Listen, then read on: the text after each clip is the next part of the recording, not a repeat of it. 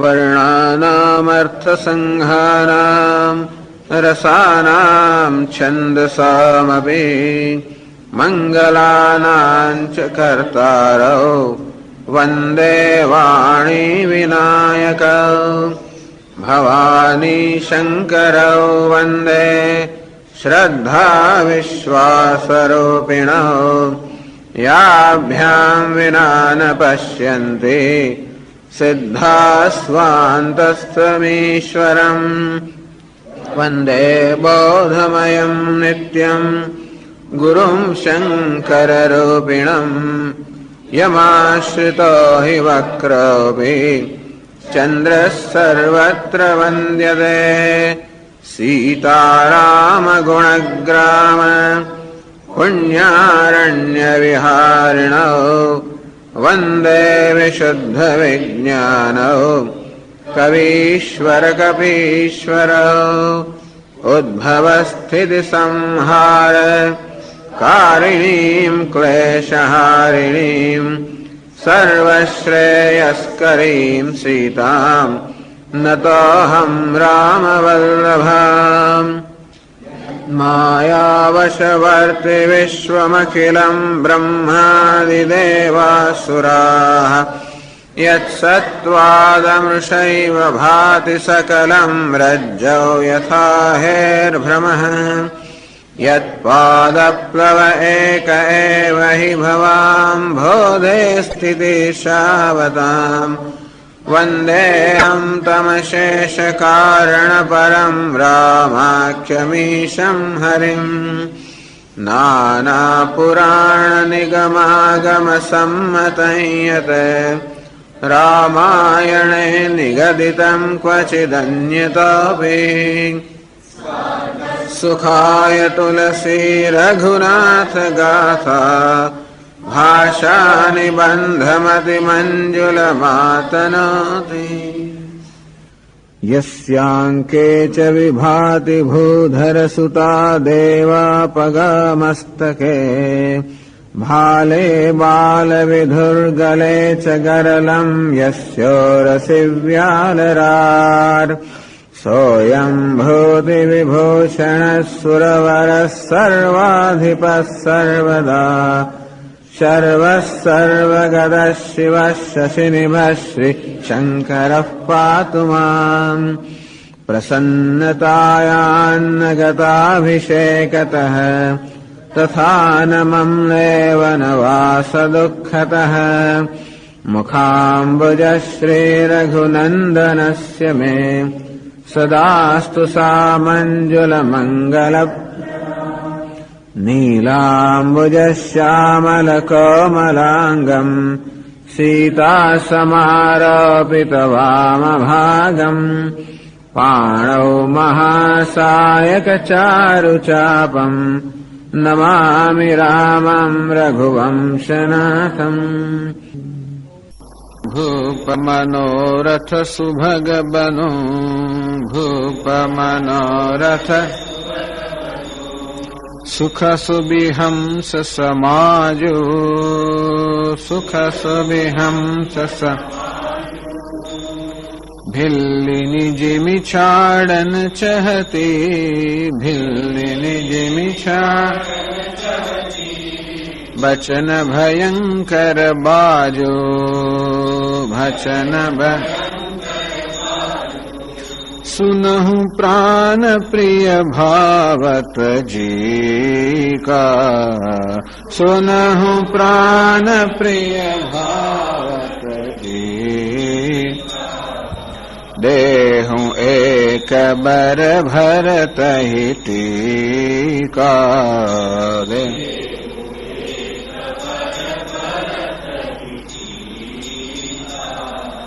मांगो दूसर बर कर जोरी मांगो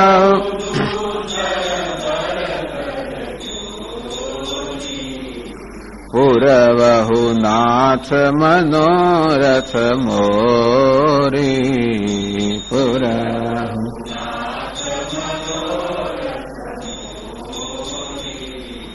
तापस वेश विशेषे उदासी तापस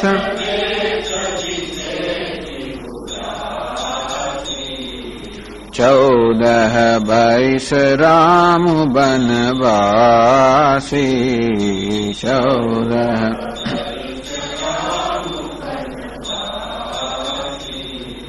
सुनि मृदु वचन भूपहिय शोको सुनि मृदु वचन भूपहिय शशिकर छुअत विकल जिनको को शशिकर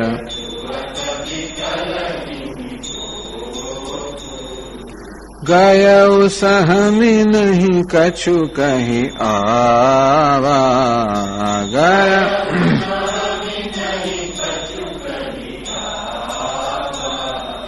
जनु सचान बन झपट उलावा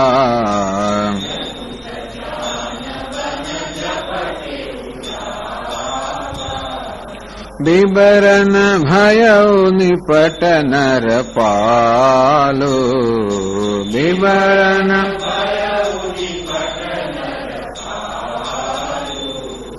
दामिनी हनउ मन सुतरु तालो दामिनी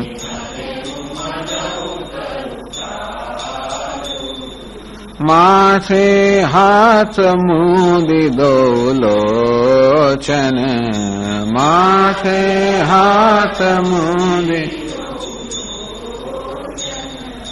तनु धरि सोचु लाग जनु सोचन तनु धरि लाचु लाग जनु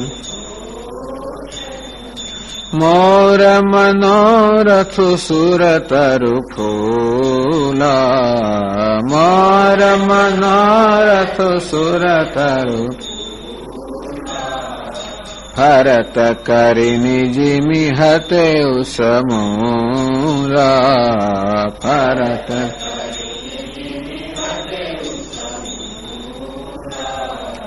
अवध उजारि कीनि कैके अवध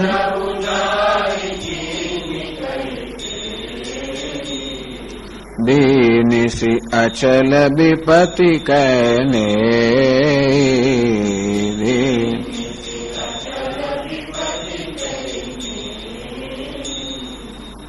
દશરથને કૈકેયીના વાર્તાલાપનો પ્રસંગ ચાલી રહ્યો છે.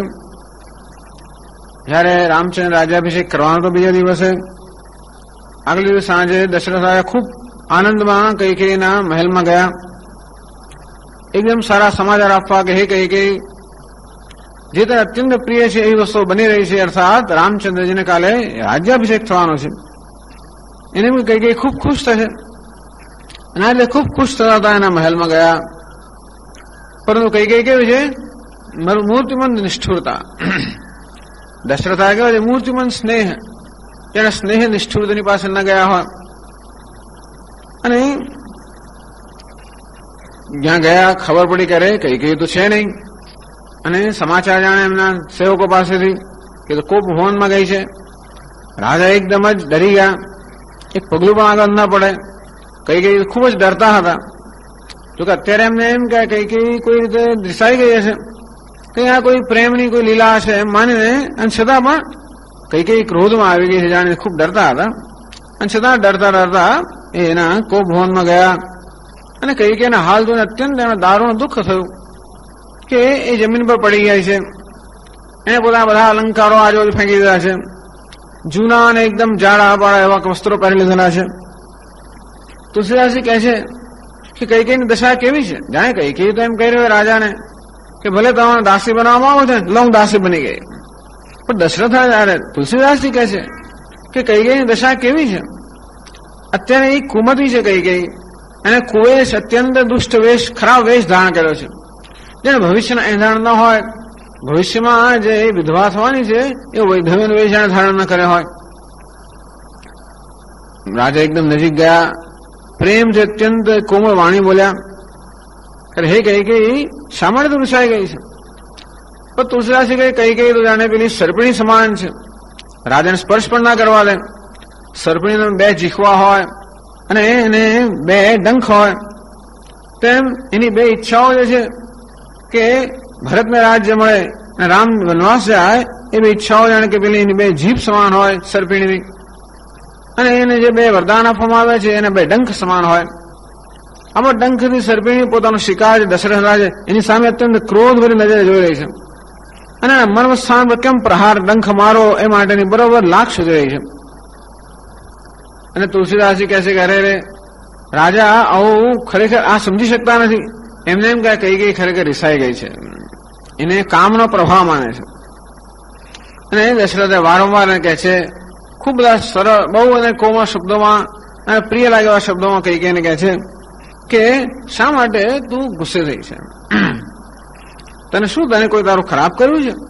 તું મને કહી રહ્યો કયો 2 માથાનો માનવી છે? તું જે ઈચ્છે અત્યારે હું કરવા તૈયાર, તો શું ખરાબ થયું છે? કોણે તારી લાગણી દુભાવી છે? તું કહે તો કોઈને હું રાયને રંગ બનાવી દઉં, અને કોઈ કહે તો રંગને રાય બનાવી દઉં. ગમે તેવા ભલભલા દેવતાઓ હોય એનો મારી પાસે વિસાદ નથી, તો પછી આ મનુષ્યનો દોષો હિસાબ મળે. હે કઈ તું મારો સ્વભાવ બરોબર જાણે છે.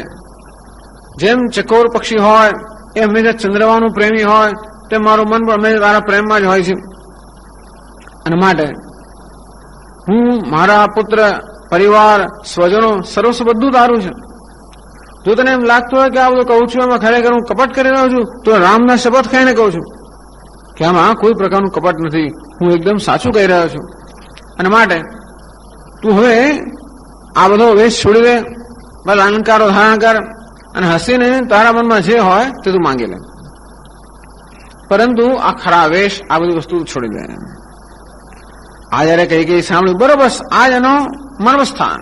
રામજીના શપથ લીધા એટલે હવે બરોબર કઈ લાગ્યું, હવે બરોબર સકંજામાં આવ્યા છે. અને તેથી આ સાંભળીને જો રામજીના શપથ સાંભળ્યા એટલે તરત કઈ એને મુખ પર હાસ્ય આવ્યું. એ હાસ્ય ખરેખર કેવું છે? એ ખરેખર હાસ્ય તો કપટનું છે. પણ રાજા એમ કે કઈ ખુશ થઈ ગઈ. કઈ તો પછી બધા સાજ સજવા લાગી, અને પછી રાજાને થયું કે આ ખુશ થઈ ગઈ છે, એટલે રાજા એને વધારે ખુશ કરવા માટે કહ્યું કે હે કઈ જો જે તારા મનમાં છે એ જ અત્યારે થઈ રહ્યું છે, આવતીકાલે રામચંદ્રજીને રાજ્યાભિષેક થશે. કઈ ખૂબ ખુશ થશે. કઈ જેવું સાંભળ્યું કે હૃદયમાં એકદમ આંચકો લાગ્યો. ખરેખર ત્યાં જ એને મહાન વ્યથા હતી. પોતાની વ્યથા મનમાં છુપાવી રાખે અને બહાર એકદમ જાણે સ્મિત કરતી હોય અને ખુશ થતી હોય એવી રીતે રાજા સામે જોયા. રાજા એની આ ચતુરાઈ કે કપટ ના જોઈ શક્યા, કારણ કે કઈ એને કોણે પઢાવેલી છે, એની ગુરુ કોણ છે, તો કે મંથરા. એવી પઢાવી રાખી છે કે રાજા એનો કપટ ન જોઈ શક્યા. આમ તો રાજા રાજનીતિમાં નિપુણ છે, પણ સ્ત્રી ચરિત્ર એવું સમુદ્ર સમાન છે ગહન કે રાજા પામી શકે એમ ન હતા. તેથી એનો આ સ્નેહ કેવો છે? કપટ સ્નેહ છે. તો કઈ કપટ રૂપી સ્નેહ બતાવ્યા. એની આંખને મોં બરાબર મરડીને પછી રાજા સામે જઈને બોલે કે હંમેશા તમે ક્યાં તો કરો છો કે આ વચન લે, પેલું વચન લે, તો કોઈ વચન આપવાની વાત કરતા નથી અને કશું લેવાની વાત કરતા નથી. તમે ભૂતકાળમાં જે 2 વચન આપી રાખ્યા છે એ પણ મને મળશે કે મને શંકા છે. આવું જયારે કઈ જોડે રાજા વળી કે છે, હું હવે તારો મર્મ હું પામી ગયો. તારે રિસાવાની ટેવ પડી ગઈ છે. કઈ રાજા એમ કે રિસાઈ ને કહે છે, તારે રિસાવાની ટેવ પડી ગઈ છે, પરંતુ તે જે 2 વરદાન માંગેલા એ તો થાપણ તરીકે રાખેલા છે, તે માગ્યા નથી, હું કેવું આપો? અને કઈ એમ કે થાપણ રાખી તો આપી દેવા જોઈએ ને, જાતે આપી દેવા જોઈએ. તો કે હું ભૂલો ગયો છું, તમારો ભૂલી ગયો, મારો કોઈ વાંક નથી, તું ખાલી ખોટો મારો વાંક કરે રિસાય છે. તું 4 વરદાન માંગી લે. રઘુકુળની રીતિ છે કે પ્રાણ જાય પણ કોઈ વચન ના જાય. અને જો એ કઈ અસત્ય સમાન કોઈ પાપ નથી. બીજા બધા પાપ તો ચણોઠી સમાન છે, અસત્ય પહાડ સમાન છે. જેમ કરોડો ચણોઠી પણ પહાડની સરખામણી ના કરી શકે, એમ અનેક બધા પાપ અસત્યની તુલનામાં ના આવી શકે. અને સત્ય સમાન કોઈ પુણ્ય નથી. જ્યાં સત્ય હોય ત્યાં સત્કર્મ છે, ત્યાં જ પુણ્ય છે. સત્ય સમાન કોઈ પુણ્ય નથી. આ બધા વેદ, પુરાણ, ઋષિમુનિઓ બધા કહે છે. એ ઉપરાંત પાસે મેં તો રામના સોગંદ લીધા. રામ પણ કેવા છે? અત્યંત પ્રિય છે. અને વળી પાછા પુણ્ય અને શીલ એટલે ચરિત્ર એનું તો અવધિ સમાન છે. રામ જે છે એને મેં સોગંદ લીધા, પછી કહેવાનું શું હોય? અર્થાત મને ન માનવાનું કોઈ કારણ જ નથી. હું કેવો છું, બહુ એકદમ પ્રામાણિકતાથી કહી રહ્યો છું. એટલે હવે જોયું કઈ જોયું કે આ વાત બરોબર દ્રઢ થઈ ગઈ છે. હવે રાજા પોતાના વચનમાં પાછા હટી શકે એમ નથી. ત્યારે ધીરે ધીરે કઈ પોતાનું વચન માંગ્યું. તો એને ભીલડી સાથે સરખાવે છે. અને ભીલડી જેવી રીતે પેલા પક્ષીને પકડવા માટે બરોબર લાગ જોઈ રહી હોય અને બાજ પક્ષી એના પર છોડે, એમ કઈ પણ પોતાના જે વરદાનનું બીજી વાત છે એના પર છોડવા તૈયાર થઈ ગઈ. અને પછી કઈ કે છે 28નો દોહો જે આપણે વાંચ્યો એમાં જ ભૂપ મનોરથ સુભગ બનું સુખ સુબિહંગ સમાજુ ભીલડીની જીમી છાળને ચહેતી બચન ભયંકર બાજુ. તુલસીદાસજી કહે છે કે રાજાના મનોરથ હતા કે રામચંદ્રનો રાજ્યાભિષેક થશે. આ બધા જે મનોરથ એ સુંદર વન સમાન છે. એને કારણે જે સુખ ઉપજેલું એ બધા સુંદર પક્ષીઓ સમાન છે. તો આ કઈ કેવી છે, ભીલડી સમાન છે. એ પક્ષીઓનો શિકાર કરવા માંગે છે. એના હાથમાં બાજ પક્ષી છે. એ બરોબર બાજ પક્ષી લાગ જોઈને જ છોડે. તો એના બે વચન બી બાજ પક્ષી છે. તો બાજ પક્ષીએ પહેલો પંજો માર્યો, એને પહેલું વચન માંગ્યું, સુનહું પ્રાણ પ્રિય ભાવત જીકાર. તો દશરથ રાજાને સંબોધીને કહે છે કે હે પ્રાણ પ્રિય. ત્યારે બહુ પ્રેમ ન કરતી હોય, કોમળ વચન ના કહેતી હોય, હે પ્રાણ પ્રિય સુનહું ભાવત જીકાર. આપે મને કહ્યું કે મારે જે ઈચ્છા હોય માંગેલો, તો આ મારી મનની ઈચ્છા છે. દેહુ એક વર ભરત હિ ટીકા. પહેલો પંજો બાજ પક્ષીનો. એક વરદાન મને એ આપો કે ભરતને તિલક થાય. પેલું વરદાન પહેલું માંગે છે. પહેલા રામનો વનવાસ નથી માંગતી, પણ ભરતનો તિલક માંગે છે. એને હશે ભય કે જો રામનો વનવાસ માંગીશ તો રાજા બેભાન થઈ જશે, તો બીજું વરદાન માંગવાની મને તક જ નહીં મળે. એને ખબર છે કે ભરતને રાજ્ય આપવામાં દશરથને એટલી મુશ્કેલી નહીં હોય, આપી દેશે. એટલે પહેલું વરદાન છે દશરથને બહુ મુશ્કેલ નથી, એટલે પેલા એ વરદાન માંગે છે. અને બીજું વરદાન માંગતા પેલા ભૂમિકા રચે છે, માગો દૂસર બર કર જોઈ. હવે મારું જે બીજું વરદાન છે હું હાથ જોડીને માંગુ છું, વિનયથી માંગે છે, જેથી રાજા વળી પોતાના વચનમાં હટી ન જાય. રાજાને તૈયાર કરે છે બીજા વરદાન માટે. પૂરો હું નાથ મનોરથ મોરી. હે નાથ, મારો મનોરથ છે એને પૂર્ણ કરો. શું મારો મનોરથ છે? તાપસ વેશ વિશેષ ઉદાસી 14 વર્ષ રામ વનવાસી. રામ 14 વર્ષ વનમાં નિવાસ કરે એ તો ખરું જ, પણ જો તપસ્વીનો વેશ ધારણ કરે અને વિશેષતયા ઉદાસી રહે. એટલે ઘણી વાર તાપસનો વેશ ધારણ કરે તપસ્વીઓ, છતાં પણ ગામડાઓમાં અને શહેરમાં જતા હોય છે. બધા ઋષિમુનિઓ પણ ખૂબ તપસ્વી હતા. વિશ્વામિત્ર વગેરે ઋષિમુનિઓ તપસ્વી હતા, છતાં પોતાના આશ્રમમાં રહે, શિષ્ય વૃંદ હોય, અવધૂત હોય, ક્યારેક ક્યારેક રાજા પાસે જાય. હવે એટલે તપસ્વી ખરા, પણ એટલા ઉદાસીન ના કહેવાય, થોડા ઉદાસી કહેવાય, વિશેષ ઉદાસી. અર્થાત તપસ્વીનો વેશ ધારણ કરવાનો અને અરણ્યમાં જ રહેવાનું, ક્યાંય ગામમાં શહેરમાં કઈ જવાનું નહીં, કોઈ લોકોનો સંપર્ક નહીં કરવાનો. એને કદાચ લોકોનો સંપર્ક કરે અને ક્યાંક બુદ્ધિમાન માણસો એમને મળી જાય અને ક્યાંક વળી પાછા એને ચડાવે, અથવા રામજી પોતે કશું ના કરે પણ બીજા દ્વારા પણ ભરત પર ચડાઈ કરે, ગમે તે હોય, કોઈક રીતે રામજી કોઈના સંપર્કમાં આવવું નહીં. તપસ્વીનું જીવન જીવવું, કંદ મૂળ ફળ ખાઈને જ રહેવું, એમ કરતા કરતા એમના મનની અંદર જે છે એ એવા તપસ્વી બની, એટલે ફરી 14 વર્ષ પછી એમના મનમાં રાજ્યની અભિલાષા રહેશે જ નહીં. જેવા પ્રકારનું માણસ જીવન જીવે એવા પ્રકારની મનની સ્થિતિ હોય, એટલે એવા મનમાં ક્રોધ જન્મે નહીં, એને કારણે ફરી ક્યારે ભરત પર હુમલો ના કરે. એ રીતે પણ વિશેષ ઉદાસી. 14 વર્ષ કેમની ચર્ચા કરી તો કરેલી. 14 વર્ષ એટલા માટે કે ઘણો લાંબો સમય છે, જેથી કદાચ અત્યારે રામજીને ભરત પર ક્રોધ હોય અને તેથી જો ટૂંકા સમય પાછા આવી તો વળી પાછા ભરત માટે કઈ મુશ્કેલી ઉભી કરે. 14 વર્ષની અંદર તો રામજી એના મનની અંદર જે કે રાજ્યની અભિલાષા જતી રહેશે અને પછી ભરત માટે કોઈ પ્રકારનો ભય રહેશે નહીં. અને 14 વર્ષમાં ભરત પણ બધા પ્રજાને પોતાને પ્રસન્ન કરી લેશે, બધાનો પ્રિય બની જશે, બરોબર નીતિ નિપુણ બની જશે અને પછી એને કોઈ ભય રહેવાનો નથી. આવા જાત જાતના કારણો વાલ્મીકી રામાયણમાં સમજાવે છે. અને અહીં એમ પણ કહે છે કે મંથરાએ કહેલું કે 15 દિવસથી આ તૈયારી ચાલે છે, 14 દિવસ સુધી એને ખબર નહોતી અને 15મા દિવસે ખબર પડી કઈ કઈને. જે એક દિવસ મને આ વસ્તુથી અજાણ રાખવામાં આવી એના બદલામાં 1 વર્ષનો વનવાસ માંગો છું. કોઈ એમ પણ કહે છે કે રાવણના આયુષ્યમાંથી 14 વર્ષ બાકી છે, એટલે સરસ્વતી દેવી જાણે કૈકેયીના મુખ પર આ રીતે વચન બોલાવે કે 14 વર્ષનો વનવાસ. પછી રાવણ મરે નહીં, ઓછા વર્ષનો મરે ને વધારે હતો એટલે 14 વર્ષનો વનવાસ. આવા જાત જાતના કે 14 વર્ષ ક્યાં, એટલે એ બહુ કલ્પનાનો વિષય. 14 વર્ષ ક્યાંથી આવે? ટૂંકમાં આવી જાત જાતની એના માટે કલ્પનાઓ થતી હોય. કેમ 14 વર્ષનો વનવાસ માંગ્યો? એમ પણ કહે છે કે બુધની દશાના 3 વર્ષ થઈ જાય, 14 વર્ષ બાકી છે, એટલે 14 વર્ષનો વનવાસ માંગ્યો. જાત જાતના બધા કારણો. તાપ સવેશ વિશેષી ઉદાસી 14 બહરીસ રામ વનવાસી. સુની મૃદુ વચન ભૂપ હિયસો, બહુ મૃદુ વચન. માંગો દૂસર બરકર જોડી, હાથ જોડીને વરદાન માંગે છે, બીજું વરદાન. અને બહુ કોમળ વચન કહે છે. આવા કોમળ વચન સાંભળીને દશરથના અત્યંત શોક જન્મ્યો. એની ઉપમા આપે છે, શશિકર છુવત બિકલ જીમી કોકુ. એક કોક પક્ષી છે, એ સૂર્યનો પ્રેમી છે, ચંદ્રનો પ્રેમી નથી. ચંદ્રના કિરણ અત્યંત શીતળ છે, બધાને શીતળતા પ્રદાન કરે. કોક પક્ષીને સ્પર્શ કરે તો એને મહાન એમાંથી દુઃખ જન્મે, એને જાણે વિરહની વેદના જન્મે, કારણ કે એ સૂર્યનો પ્રેમી છે.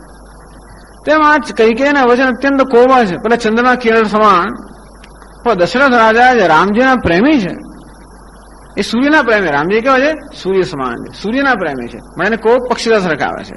આ કૈકેયીના વચન કેવા છે? ચંદ્રના કિરણ સમાન. એને અત્યંત, એને કારણે વિરહની વેદનાથી અત્યંત શોક જન્મ્યો. સુની મૃદુ વચન ભૂપ હિયસોકુ, શશિકર છુવત બિકલ જીમી કોકુ. ગયો સહમી, રાજા સ્તબ્ધ થઈ ગયા, કશું હાલી ચાલી શકે નહીં. પેલા બાજ પક્ષી જયારે પેલી ચકલીઓ પર કે નાની પક્ષીઓ પર હુમલો કરે ને, ચકલી જેમ ચી સુદ્ધા ના થાય. ભયમાં ભયંકર આવી ગયા હોય એ, આમ એકદમ ભયભીત થઈ ગયા હોય, એક વચન પણ જેમ ના નીકળે એમ રાજા એટલો બધો સ્તબ્ધ થઈ ગયો, મોં એક વચન સુદ્ધા ના નીકળે આ વસ્તુ સાંભળીને. જેનું સચારમાં ઝપટે એવું લાવવા, એ જ કહે છે. જાણે કે વનની અંદર પેલા નાની ચકલીઓ કે તેતર પક્ષી હોય અને કેવા બાજ એના પર હુમલો કરે અને કેવા પેલા બિચારા આમ ચી પણ ના કરી શકે, એમ રાજા પણ આ વચન સાંભળીને અત્યંત સ્તબ્ધ થઈ ગયો.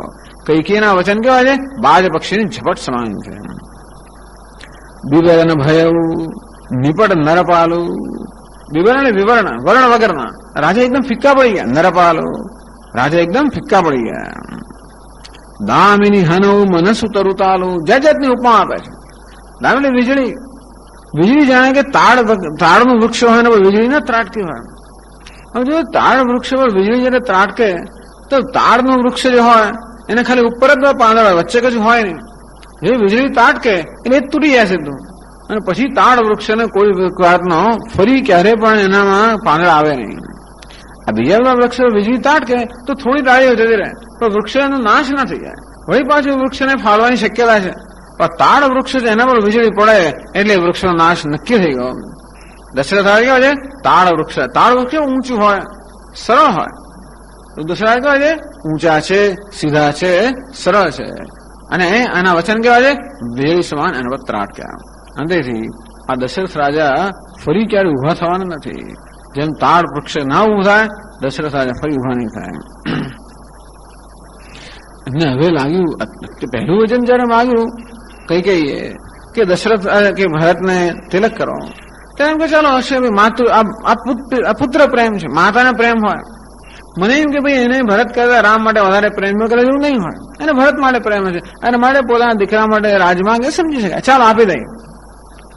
પણ જયારે બીજું વરદાન માંગ્યું કે રામને વનવાસ, ત્યારે ખબર પડી કે આ તો મારા પર હુમલો થયો. ખરેખર રામજીનો વનવાસ છે. આગળ કહે છે પોતે, એટલે આગળ પોતે જ કહે છે કે દશરથ રાજા પર હુમલો છે, રામ પર હુમલો નથી. આમ જોવા જઈએ તો કૈકેયીનું વચન છે એ તો રામને વનવાસ મોકલાવીને દશરથ રાજા માટે ક્યાં કઈ ખરાબ ઈચ્છ્યું છે. તો ખરેખર હુમલો કોના પર છે? દશરથ રાજા પર છે. આ વીજળી કોના પર ત્રાટકી? દશરથ રાજા પર. રામજી પર કોઈ વીજળી ત્રાટકતી જ નથી. એના માટે એ દશરથ જાણે છે કે રામના વિયોગમાં હું નહીં રહી શકું, મારે ખરેખર તો મારા પર જ આ વીજળી ત્રાટકી. માથે હાથ મૂંદી દઉં લોચન. માથા પર હાથ કે બંને આવી રીતે આમ કરે, બંને આંખો બંધ કરીને માથું હાથ પર રાખી દીધું. આ છે ની શોકની મુદ્રા છે. માણસ શોક મગ્ન થઈ જાય અને ખબર ના પડે કે આનું શું કરવું, ત્યારે માણસ આવી રીતે સામાન્ય રીતે બેસી જાય. માથે હાથ મૂંદી દઉં લોચન. બે આંખો બંધ કરીને માથા પર હાથ રાખીને દશરથ બેસી ગયા. અહીં કહેશે ટીકાકારો કે વાલ્મીકી રામાયણ ને તુલસીકૃત રામચરિત માનસનો થોડો ભેદ છે. વાલ્મીકી રામાયણ એવું વર્ણન છે કે જેવું દશરથ રાજા સામે બેભાન થઈ ગયા, વારો વ્યવહાર થઈ ગયા હતા. અહીં દશરથ રાજા બેભાન થતા નથી. એટલે તુલસીદાસજીએ આખા પ્રસંગની અંદર જે કરુણ રસ છે એ કરુણ રસનો એવો તો વિસ્તાર કરેલો છે જે રામાયણમાં બીજા કોઈ કવિ કરી શક્યા નથી. એટલે અહીં જોજો, એક તો જેવી કૈકેયીને એમણે જોઈ, જેવું સાંભળ્યું કે કૈકેયી કોપ ભવનમાં છે કે ત્યાંથી કરુણ રસની શરૂઆત થઈ ગઈ. અને ધીમે ધીમે કૈકેયીને જોઈ, પછી એને મળ્યા, અને પછી એના વચન સાંભળ્યા, અને બે વરદાન, આમ ધીમે કરુણતા જે કરુણ રસ છે એ વધારે વધારે વિકાસ થતો જાય છે અને છેક સુધી આ કરુણ રસનો વિકાસ થશે. એટલે અહીં આગળ દશરથ રાજા તરત બેભાન થઈ જતા નથી. ખાસ તનુ ધરી સોચું લાગ જનું સોચ ને દશરથ કેવા છે, તનુ ધરી સોચું, શોક જાણે, શોક પોતે શરીરનો ધારણ કરી, આમ દશરથ રાજા કેવા બની ગયા, મૂર્તિમંત શોક. લાગ જનું સોચ, જાણે કે શોક ના કરી રહ્યા હોય એવી અત્યારે દશરથાની સ્થિતિ થઈ ગઈ. દશરથા મનમાં વિચારે છે, મોર મનોરથું સુરત રૂફુલા. ક્યારે રે? સુરત એટલે કલ્પવૃક્ષ. કલ્પવૃક્ષ કેવું હોય, જે કે આપણે ઈચ્છા કરીએ એ બધી ઈચ્છાઓ પૂર્ણ કરે. મોર મનોરથું સુરત રૂફુલા. અમારો મનોરથ હતો એ કલ્પવૃક્ષની જેમ ફૂલો ફાલ્યો. એમનો મનોરથ શું? રામજી એમનો મનોરથ. એ રામજી સર્વ રીતે શ્રેષ્ઠ છે, પૂર્ણ છે, એટલે ફૂલ્યું. એટલે એમનું કલ્પવૃક્ષ કેવું છે? બરોબર એકદમ ખીલ્યું. એમાં પછી રામને રાજ્યાભિષેક કરવાનો આવ્યો, ફરક એનું ફળ આવે. એટલે દશરથ રાજાના મનોરથરૂપી કલ્પવૃક્ષમાં આ રામ જેનો રાજ્યાભિષેક છે એ ફળ સમાન છે. તો કલ્પવૃક્ષનું ફળ આવે. કેવી સુંદર ઘટના. પણ આ કૈકેયી કેવી છે? કરીની જીવી હતે એવું સમૂલા. આ કૈકેયી પેલી હાથીની સમાન છે. કરીને હાથી જયારે મદમાં આવી જાય ત્યારે બસ વૃક્ષોને જળમોથી ઉખાડી નાખે. તેમ કૈકેયી રૂપી હાથીની એકદમ મદમાં આવી ગઈ છે. અને તેથી આ દશરથ રાજાનું મનોધરૂપી કલ્પવૃક્ષ છે એને જળથી ઉખાડી નાખ્યો. ફરક આ કલ્પવૃક્ષ ફળ્યું, કરીને જેવી હતે એવું સમૂલા. આ મૂળ સહિત આ કૈકેયી રૂપી હાથીને એને ઉખાડી નાખ્યો. એકવાર જળ મૂળથી વૃક્ષો ઉખડી જાય પછી ક્યારેય પણ એ ફળે નહીં, ક્યારેય પછી ઉગે નહીં. અવધ ઉજારી કીની કૈકેયી. આ કૈકેયી શું કર્યું છે? અયોધ્યાને ઉજાડી નાખી. રામજી જ કલ્પવૃક્ષ છે. અયોધ્યાના બધા નગરજનો માટે કલ્પવૃક્ષ સમાન છે. એ જાણે છે દશરથ રાજા કે રામજીને ખરેખર વનમાં જવાનું કહેવામાં આવે છે, પણ રામ હશે ત્યાં જ અયોધ્યા હોવાની. અર્થાત રામ એકવાર અયોધ્યા જશે પછી કોઈ અહીંયા નગરજનો રહેવાના નથી. અને માટે જો રામ વનમાં જશે અયોધ્યા કે ઉજળી જશે. અવધ ઉજારી કીની કૈકેયી. આ કૈકેયી તો આખી અયોધ્યાને ઉજાડી નાખી, ઉજ્જડ કરી નાખી. દીનસી અચલ વિપત્તિ કઈ નહીં. એટલું જ નહીં, અચલ વિપત્તિની નહીં, અચલ વિપત્તિનો મૂળ કે પાયો. આ કૈકેયી તો અચલ અર્થાત ક્યારે પણ નષ્ટ ન થાય એ વિપત્તિનો બરોબર પાયો નાખી દીધો. હવે એના પર વિપત્તિ રૂપી મકાન ચણાશે. કૈકેયીએ આમ રામને વનમાં મોકલીને વિપત્તિનો પાયો નાખી દીધો. હવે તમે જોજો કે કેવું વિપત્તિ નાખી ઇમારત એના પર રચાશે. આમ દશરથા મનમાં શોક કરવા લાગ્યા. એમને એમ કે 14 વર્ષ ગયા પછી શું કરો? પાછા જ ના આવે તો શું કરો? પાછા આવે 14 વર્ષ પછી પાછા નહીં આવે એટલે બસ હવે તો અયોધ્યા હંમેશ માટે નષ્ટ થઈ ગઈ. આમ શોક કરે છે. 29મા દોહામાં કહે છે, કવને અવસર કા ભયઉ, કવને અવસર ગયું નારી વિશ્વાસ,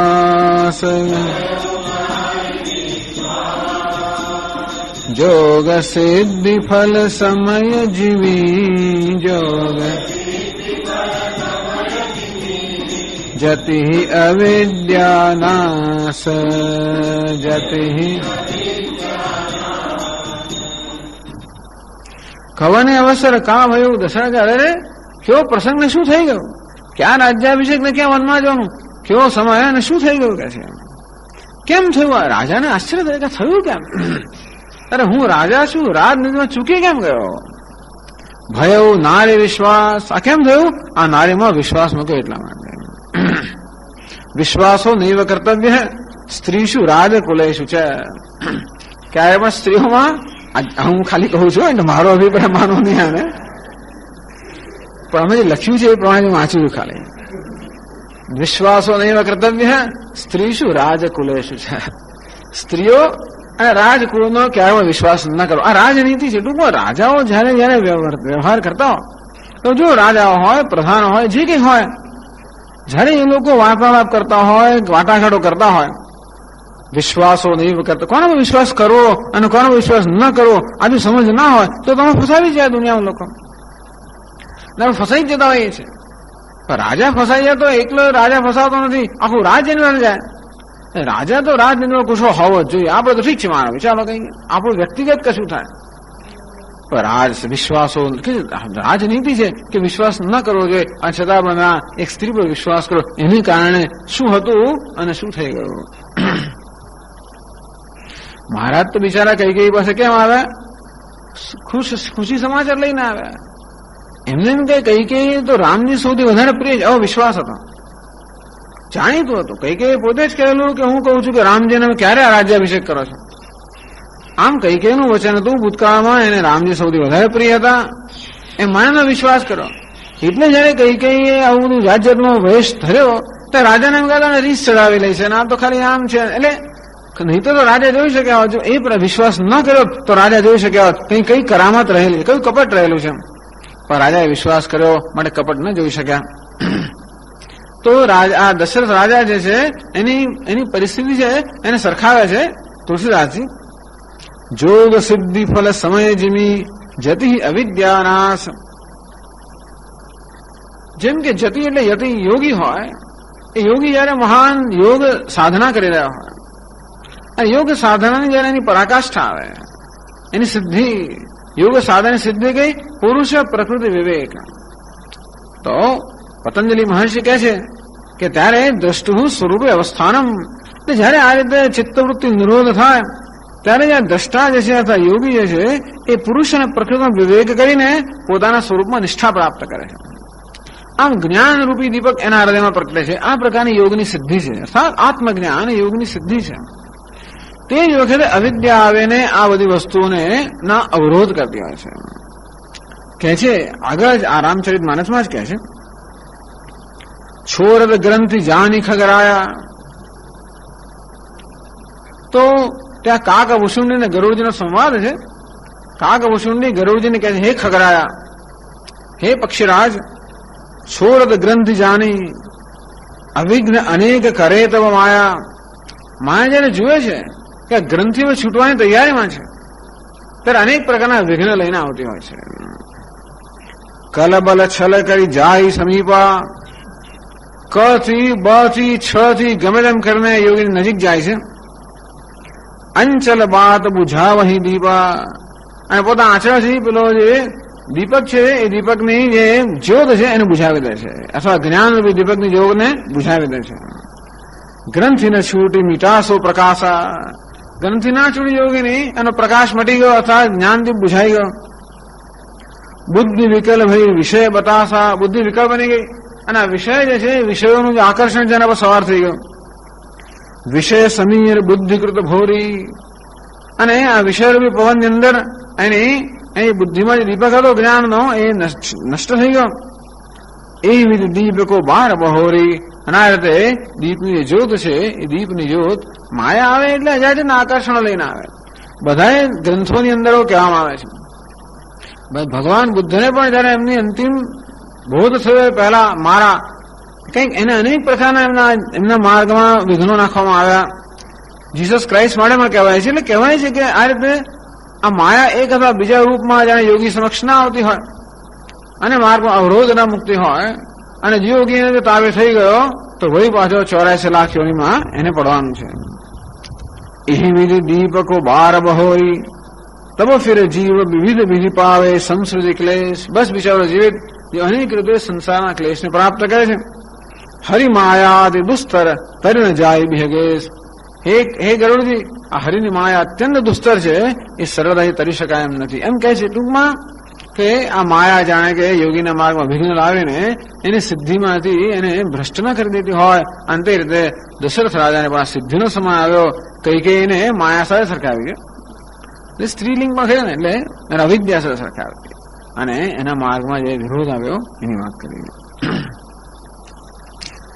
આગળ કે છે એહી વિધિ રાવ મન હી મન ઝાંખા, એહી વિધિ રાવ મન હી મન देखी कुम्भांति कुमति मनु माखा, देखी कुम्भांति भरतु की राउर पूतन होई,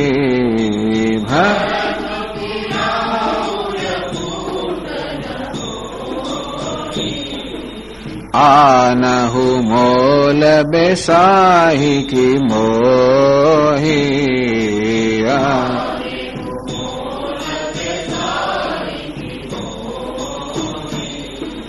जो सुनी सर्वस लागु तुम्हारे, जो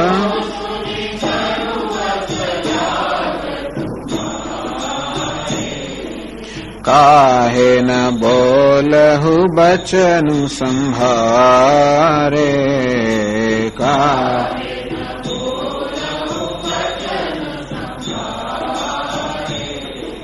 देहु तरुवन करहु कि नाही,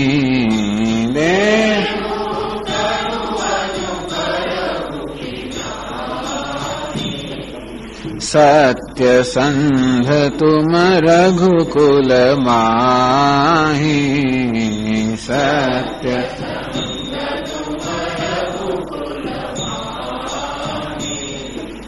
देन कहे हुआ बजनी बरु देहु,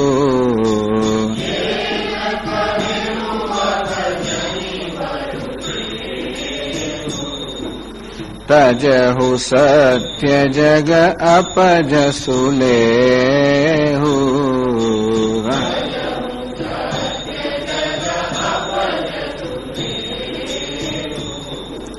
सत्य सराही कहे हु बरु देना,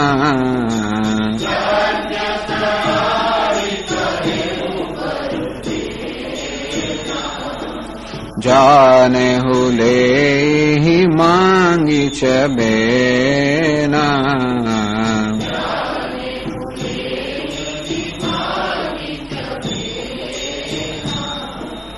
એહી વિધિ રાવ મન હી મન ઝાંખા. આમ રાજા મનમાં ખરેખર બિચારા એકદમ સુસવાઈ રહ્યા હતા, ખૂબ દુઃખી થઈ રહ્યા હતા, ઝૂરી રહ્યા હતા. રાજા મનમાં ઝૂરી રહ્યા હતા કે અરે મેં ક્યાં વિશ્વાસ કર્યો, કઈ સ્થિતિમાં આવી ગયા. દેખી કુંભાંતિ કુમતિ મનુ માખા. હવે કૈકેયી અત્યારે સુમતિમાંથી કુમતિ બની ગઈ છે. ખરેખર કૈકેયીમાં સુમતિ હો તો રાજાની આ પ્રકારની દશા જોઈને કે રાજા ઝૂરી રહ્યા છે, દશા જોઈને ખરેખર એને દયા આવી હોત. તો કૈકેયી કેવી છે? કુમતિ છે. અને રાજા આવી દશા જોઈને બધો ક્રોધ આવ્યો. દેખી કુભાંતિ કુમતિ મનુ માખા. અને એની આ કૈકેયી અત્યંત કુબુદ્ધિ છે, એના મનમાં ખરાબ રીતે ક્રોધ જન્મ્યો. કેવી બની ગઈ છે? કુમતિ બની ગઈ છે. દયા આવવાના બદલે મહાન ક્રોધ આવ્યો. અને બરોબર ક્રોધ પૂર્ણ આ રાજાને બરોબર સોસર ઉતરી જે પ્રકાર વચન બોલે છે. અત્યારે કૈકેયીમાં બધું હશે, આમ તો એને મંથરાએ સમજાવી રાખી છે, પણ આ બધી વિગતો કે મંથરાએ કહી નથી. પણ કૈકેયી બહુ કુશળતાપૂર્વક બધા વચનો બોલે છે. મંથરાએ સામાન્ય સમજ આપી રાખી શું શું કરવું. પણ જે તે કૈકેયી આખા પ્રસંગને બરાબર એનું મેનેજમેન્ટ કરે છે, એ જોઈ શકાય કેટલી બધી કુશળતા એનામાં છે. અને સાથે સાથે જયારે એક વાર આપણું મન બગડ્યું, એક વાર આપણે ક્રોધ જન્મ્યો, એક વાર આડા ફાટ્યા, પછી કઈ વસ્તુ નીકળે છે. એક વાર આડી ગઈ, હવે તો જો એનું વચન ભરત કી રાવ પૂતન હોહી. કેમ હે રાજા, શું ભરત આપનો પુત્ર નથી? કેમ આટલું દુઃખ શાનું થાય છે? રામને રાજ્ય આપવામાં આટલો આનંદ થતો હતો અને ભરતને રાજ્યની વાતમાં દુઃખ શાનું આટલું થાય છે? કેમ ભરત આપનો પુત્ર નથી? અને કેમ ભરત જો એવું હોય કે ભરત રાજાનો પુત્ર હોય તો રાજ્યને ખરેખર રાજ્યનો અધિકાર ન બને, જો રાણીનો પુત્ર ન હોય તો કહે છે કે ખરેખર રાજકુમાર કોણ છે? રાણીનો પુત્ર. રાજાનો પુત્ર કે રાજાને તો ઘણી બધી રાણીઓ પણ હોય, દાસીઓ પણ હોય, ઘણા દાસી પુત્ર તો હોય જવાનાની હોઈ શકે. શક્ય છે કે ભરત રાજાનો પુત્ર હોય છતાં પણ રાણીનો પુત્ર ન હોય તો રાજ્યમાં અધિકારી નથી. એટલે કહે છે કે શું ભરત આપનો પુત્ર નથી? આપનો પુત્ર તો હું શું આપની રાણી નથી? માનહ મોલ બેસાહી કી મોહી, શું મને કોઈ દાસીની જેમ તમે ખાલી મોલ એટલે કે શું દામ એટલે ધન આપીને ખરીદી લાવ્યા છો? અથવા હું કોઈ ધનથી ખરીદેલી દાસી છું કે મારા પુત્રના આપ રાજ્યનો અધિકારી ગણતા નથી? તો રામ જો આપનો પુત્ર હોય રાજ્યનો અધિકારી હોય તો શું ભરત રાજ્યનો અધિકારી નથી? જો સુની સર્વસ લાગુ તુમારે, જો આવું મારા વચનથી આ પ્રકારનું વરદાન મેં વાગ્યું અને તમારા હૃદયમાં જો બાણી જેમ લાગી ગયું હોય, કાહે ન બોલો વચન સંભાળે, તો ભાઈ સમજીને પહેલાથી સમજી વિચારીને કેમ ના બોલ્યા? બોલતી વખતે તમને કોઈ પ્રકારનો વિચાર આવતો નથી અને હવે મારા વચન જાણે તમને બાણ સમાન લાગે છે. પહેલા કહું કે રંગ કહી કરવું નરેશું, કહું કે નૃપહી નિકાસ હું દેવું.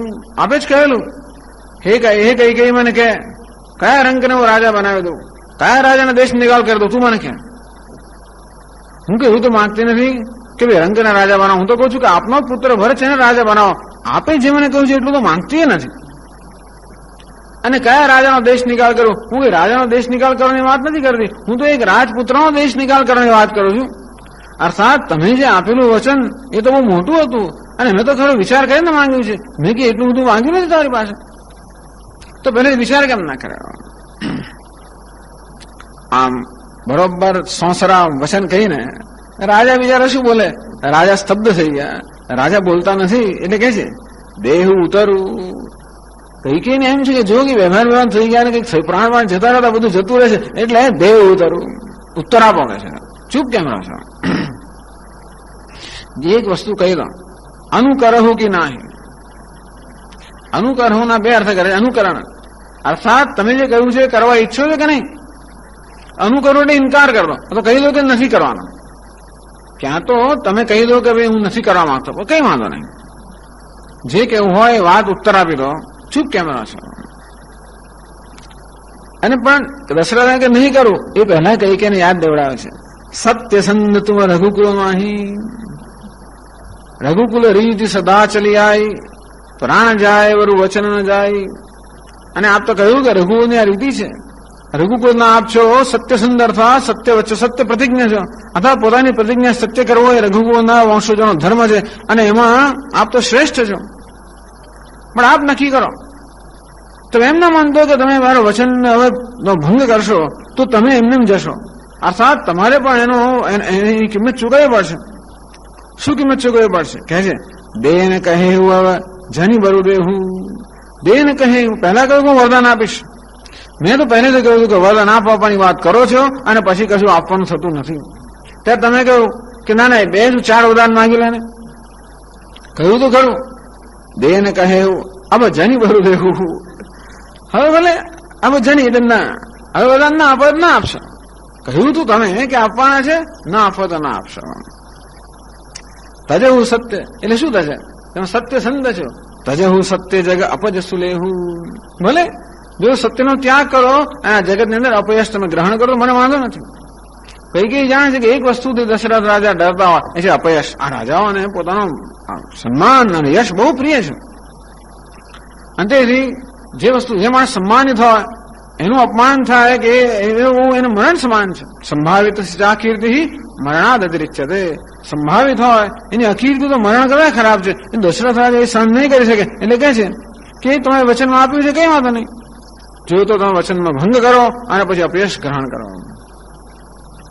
સત્ય સરાહી કહેવું બરુદેના. પછી સત્યની મોટી મોટી વાતો કરી, સત્યની પ્રશંસા કરે કે સત્ય સમાન કોઈ પુણ્ય નથી અને અસત્ય સમાન કોઈ પાપ નથી. આવી સત્યની પ્રશંસા કરીને મને વચન આપ્યું. તો એમને વચન આપીને પછી 5 ફરિયાદ સમજ્યા. પણ વચન આપતી વખતે તમે સત્યની પ્રશંસા કરી, રઘુકુળના સત્ય સંધત્વની પ્રશંસા કરી એટલે મને એમ લાગ્યું કે ખરેખર તમે વચન આપવા માટે તૈયાર છો. કહ્યું બરું દેના, એમ કહીને પછી માને વર લેવાનું કહ્યું. જાણે હું લઈ માંગી છબેના, ત્યારે જયારે મને કહ્યું કે તું વરદાન લઈ લે, ત્યારે તમને શું એમ કહું કે ચણા મામરા માંગી? છબેના, છબેના ચવાનું ચાવી શકાય વસ્તુ, તમે કહું ચણા મામરા માંગવાની છું? હું કોણ છું? રાણી છું. રાણી કે એવું ચણા મામરા ના માંગે. તો કે દાસીને કે સામાન્ય માણસે વચન આપ્યું તો પેલો બીજો ભિખારીને વચન આપે, જે માગે તો માગે, તેમ કે મને નવું હાંડલું આવી આપો. દરેક એની માગવાની કેટલી બધી એની કેપેસિટી શું, અર્થાત એમની મર્યાદા કેટલી. હું તો રાણી છું, તમને એમ કહું ચણામાં માંગવાની છું? વિચાર નહોતો કર્યો મને વરદાન આપતી વખતે, વચન આપતી વખતે. હજી આટલું પૂરતું ન હોય એમ બરોબર પાછા તુલસીદાસજી કહે છે કે એના ઘા પર બરોબર મીઠું ભભરાવે છે. ચોથી ચોપામાં કહે છે, સિવિ દધીચી બલી જો કછુ ભાષા,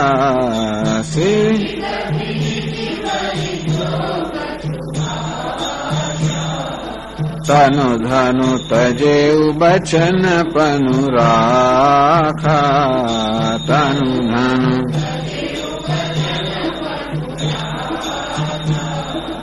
અતિ કટુ વચન કહતી કે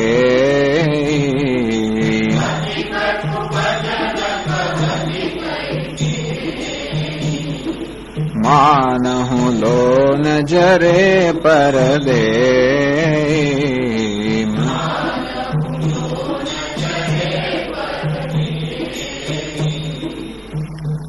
સત્ય સંત છો તમે તો ભૂતકાળની અંદર જે સત્ય સંત અર્થાત સત્ય પ્રતિજ્ઞા લોકો રાજાઓ થઈ ગયા એની યાદ દેવડાવે છે કે સત્ય પ્રતિજ્ઞા રાજા કોને કહેવાય?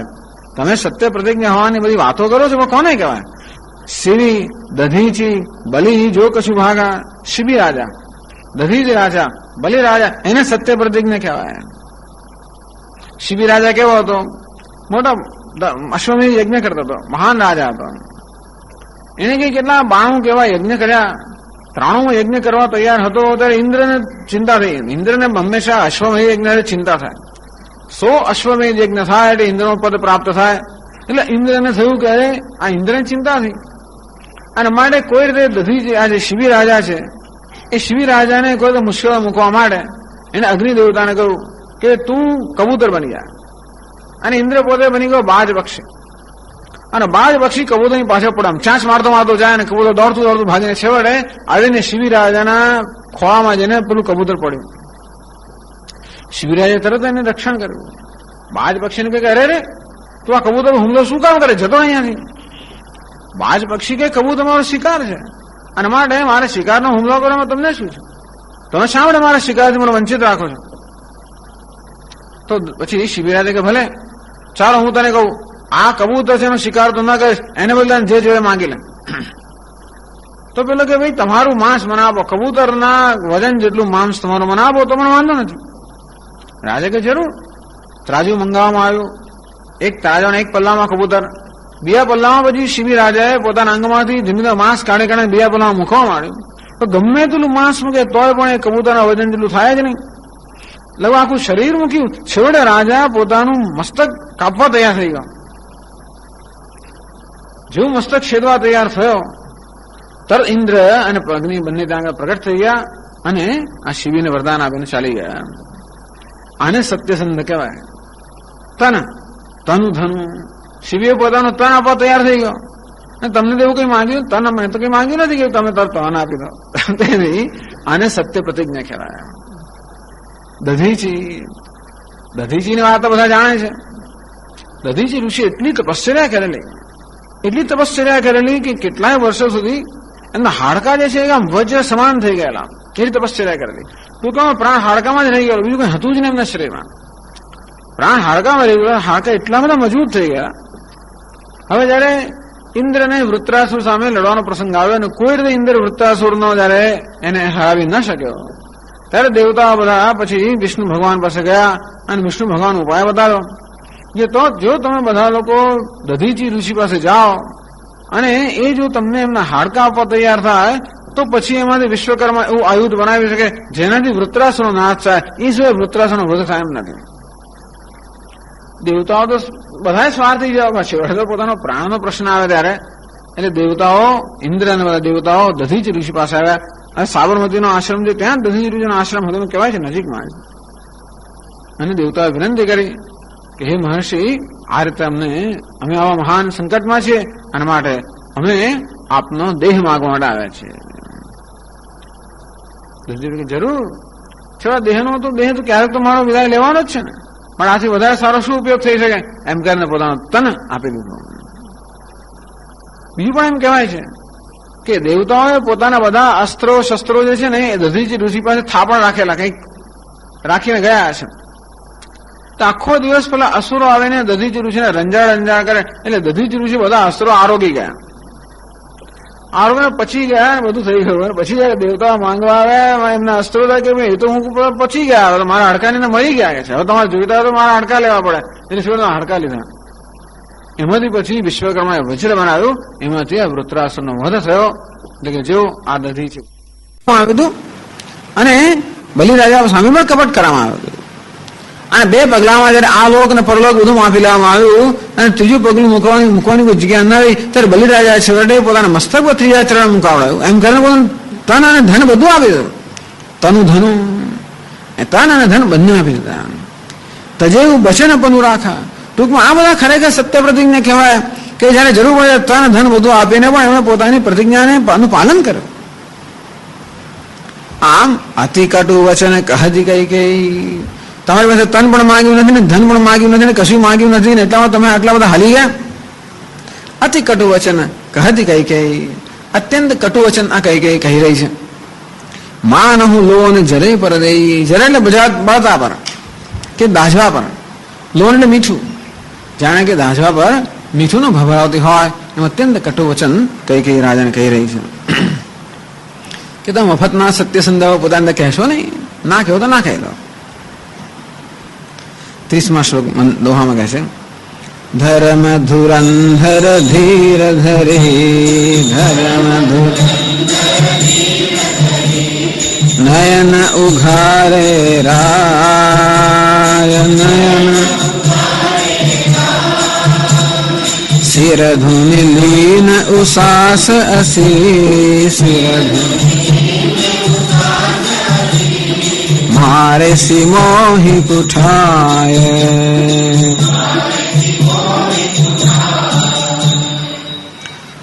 રાજા કહે ધર્મ ધુરંધર. અહીંયા તુલસીદાસજી દશરથ ધર્મ ધુરંધર એ પ્રકારનો વિશેષણ વાપરે છે. આ ધર્મની ધુરી ધારણ કરનાર છે રાજા. ટૂંકમાં એ ખરેખર પોતાના વચનમાંથી હટી જવાનું નથી, ગમે તેવું હોય તો પણ એવા ધર્મ ધુરંધર. ટૂંકમાં કઈ એમના પર આક્ષેપ, એમના ધર્મ ધુરંધર પર સત્ય પ્રતિજ્ઞા પર આક્ષેપ કર્યો છે. તુલસીને પસંદ ના પડે. કઈકેયીએ દશરથ આક્ષેપ કર્યો કે તમે તમારી જાતને સત્ય પ્રતિજ્ઞા કહેવડાવો છો, એ તુલસીને પસંદ ના પડ્યું. માટે દશરથ માટે કે ધર્મ ધુરંધર છે. ધીરે થઈ અત્યંત ધીરજ ધારણ કરી. જો ધીરજ ના અંદર બેહાન થઈ જ ગયા હોત, પ્રાણ પણ ચાલી ગયા હોત. છતાં ધર્મ ધુરંધર હોવાના કારણે અર્થાત પોતાના વચનનું પાલન થવું જોઈએ એ પ્રકારની એમનામાં મૂલ્ય હોવાના કારણે અત્યંત ધીરજ ધારણ કરી. નયન ઉઘારે રાય. અત્યાર સુધી આવી શોક મુદ્રામાં બેસી રહેલા સાંભળતા હતા. એમણે રાજાએ આંખો ખોલી. પણ આંખો ખોલીને શું જોયું? કદાચ કઈ એનું કંઈક મન બદલાય, કંઈક થાય. પણ સામે તો કેવું છે, એ ક્રોધની મૂર્તિ મંદ જે ઉભેલી છે કઈ એને જોઈને રાજા તો ખરાશ થયું કે હવે કોઈ રીતે આમાં આપણું ચાલવાનું નથી. શિરનું લીન ઉસાસ હસી. માથું ધોણાવે ને લાંબો શ્વાસ અમે લીધો. મારે સી મોહી કુઠાય કે અરે આ મારા મર્મ સ્થાન પર એને બરોબર કુઠારનો આઘાત કર્યો છે. રાજા બરોબર સમજે કે મારા પર આઘાત છે, આ રામજી પર આઘાત નથી, આ મારા પર આઘાત છે. રામ તો કહે છે આગળ, રામચંદ્ર તો કેવા છે, જેમના મોં પર પ્રસન્નતા ના આવે રાજ્યાભિષેક સાંભળ્યું, અને જેમને વનવાસ સાંભળ્યું તેમના મોં પર શોક પણ ના આવ્યો. આવા શોક અને મોહથી મુક્ત રામજી છે. પણ એમને કશું થવાનું નથી. આનાથી વનવાસમાં જવાથી પણ એમનું કંઈ થવાનું નથી. ખરેખર આઘાત કોના પર છે? મારા પર આઘાત છે. એને ખાતરી છે કે હવે અમારા મર્મસ્થાન પર આઘાત થયો છે, મારા પ્રાણ રહેવાના નથી. પરિણામ મૃત્યુ છે. રાજા સમજી ગયા. હવે આગળ કહે છે તુલસીદાસજી, આગે દેખી જરત રિસ ભારી. આગે દેખી જરત રિસ મનહુ રોષ તરવારી ઉઘારી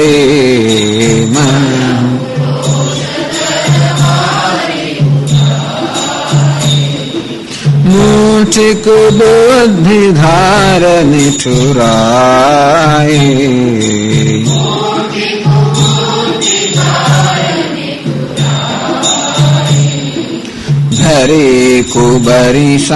ધરી કુબરી શાન બનાય ધરી કુબરી શાન લખી મહી પકરાલ કઠોરા લખી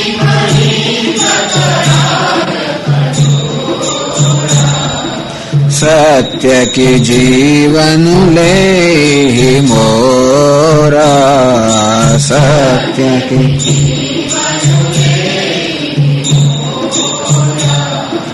બોલે રાવ કઠિન કરી છાતી બોલે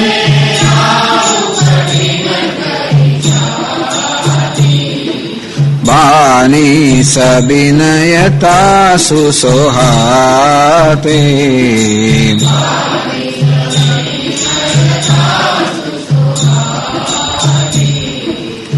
आगे देखी जरत ऋषभारे राजा नयन तो हमने अत्यंत जरत धारण करने हमने आंखों खोली आगे देखी जरत ऋषभारी आगे शू जो सामे જોયે છે જરત ऋषभारी ક્રોધથી બળતી કૈકેયી એમને જોઈ આમ ક્રોધથી જ્વલન બલન બળી રહી હતી કૈકેયી એ કૈકેયી જયારે જોઈ એમ કેવાનું થયું મનઃ રોષ તરી વારી ઉઘારી ના ક્રોધ રૂપી તલવાર ન હોય કૈકેયી જાણે કે ખેંચે ઉઘાડી એટલે ખેંચેલી કૈકેયી કેવી છે ખેંચેલી ક્રોધ રૂપી તલવાર સમાન અત્યંત જ્વલ ક્રોધથી બળતી કૈકેયીની સામે જોઈ તુલસીદાસજી ઉપમા આપે છે મૂઠી કુબુદ્ધિ આ તલવારે મૂઠ કોને કહેવાય જેને તલવારને બરોબર દ્રઢતાથી પકડવામાં આવે મૂઠી કુબુદ્ધિ આ કુબુદ્ધિ છે એટલે દ્રઢતાથી તલવાર પકડી રાખી છે જો એની બુદ્ધિમાં કોઈ પ્રકારનું પરિવર્તન થવાનું નથી ધાર નિઠુરાઈ ચાલો બુદ્ધિ ખરાબ હોય છતાં હૃદયમાં કોઈ પ્રકારની જો દયા માયા હોય તો પણ કદાચ તલવાર અંદર પાછી મૂકી દે ધાર નિઠુરાઈ અત્યંત નિષ્ઠુરતા એ તલવારની ધાર સમાન છે કુબુદ્ધિની મૂઠ સમાન છે નિષ્ઠુરતા એની ધાર સમાન છે ધરી કુબરી કદાચ તલવારની ધાર ભલે હોય અને છતાં પણ તલવારની ધાર જો બરોબર તીક્ષ્ણ ન હોય કે સૂક્ષ્મ ન હોય તો કદાચ એટલો બધો આઘાત ન કરી શકે એટલું નુકસાન ન કરી શકે આ તલવાર કેવી છે એકદમ બરોબર તીક્ષ્ણ છે કેમ ધરી કુબરી શાન બનાવી કુબરી એટલે કુબડી અથવા જે મંથરા છે એ બરોબર શાન પર ચડાવી રાખેલી છે અને બરોબર તીક્ષ્ણ કરેલી આવી તલવાર છે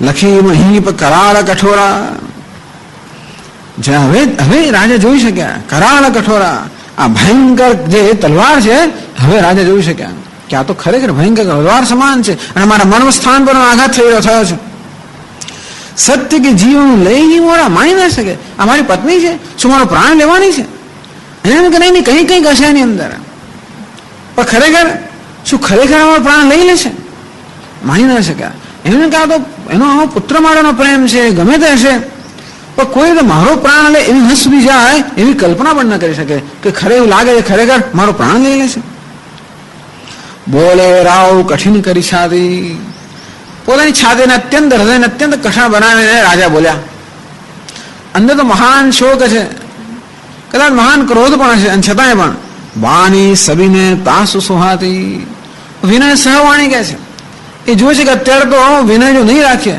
અત્યારે રાજાને મને આજ્ઞા કરીશ તો કોઈ તો માનવાની નથી બીજું કોઈ પણ રીતે એને અત્યારે મનાવી શકાય એમ છે નહીં અને માટે કોઈક રીતે આપણે ખુશ કરીએ કોઈક રીતે એના મનમાં પરિવર્તન આણી શકાય છે રાજા બધો પ્રયત્ન કરે છે દઈ વાણી સબીને અને વિનય સહિતની વાણી કહે છે જેથી એ કૈકેયીને સાંભળવી ગમે એવી વિનય સહિતની એને સારી લાગે એવા વચનથી રાજા એને સંબોધે છે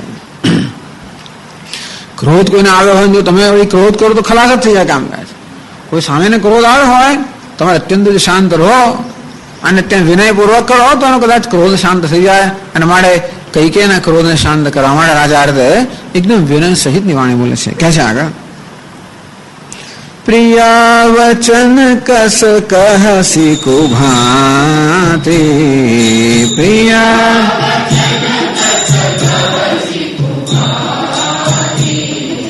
ભીર પ્રતીતિ પ્રીતિ કરીહાતે, ભીર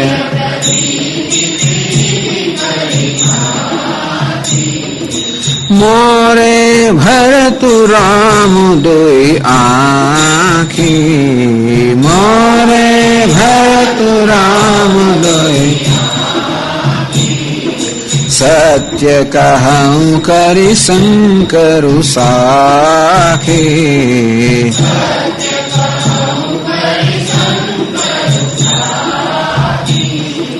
અવશ્ય દૂત મેં પઠૈબ પ્રાતા,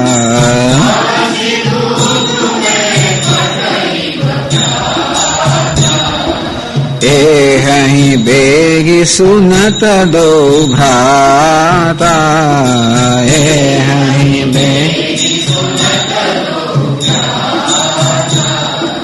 સુદિનું શોધી સબુ સાજ સજાય, સુદિનું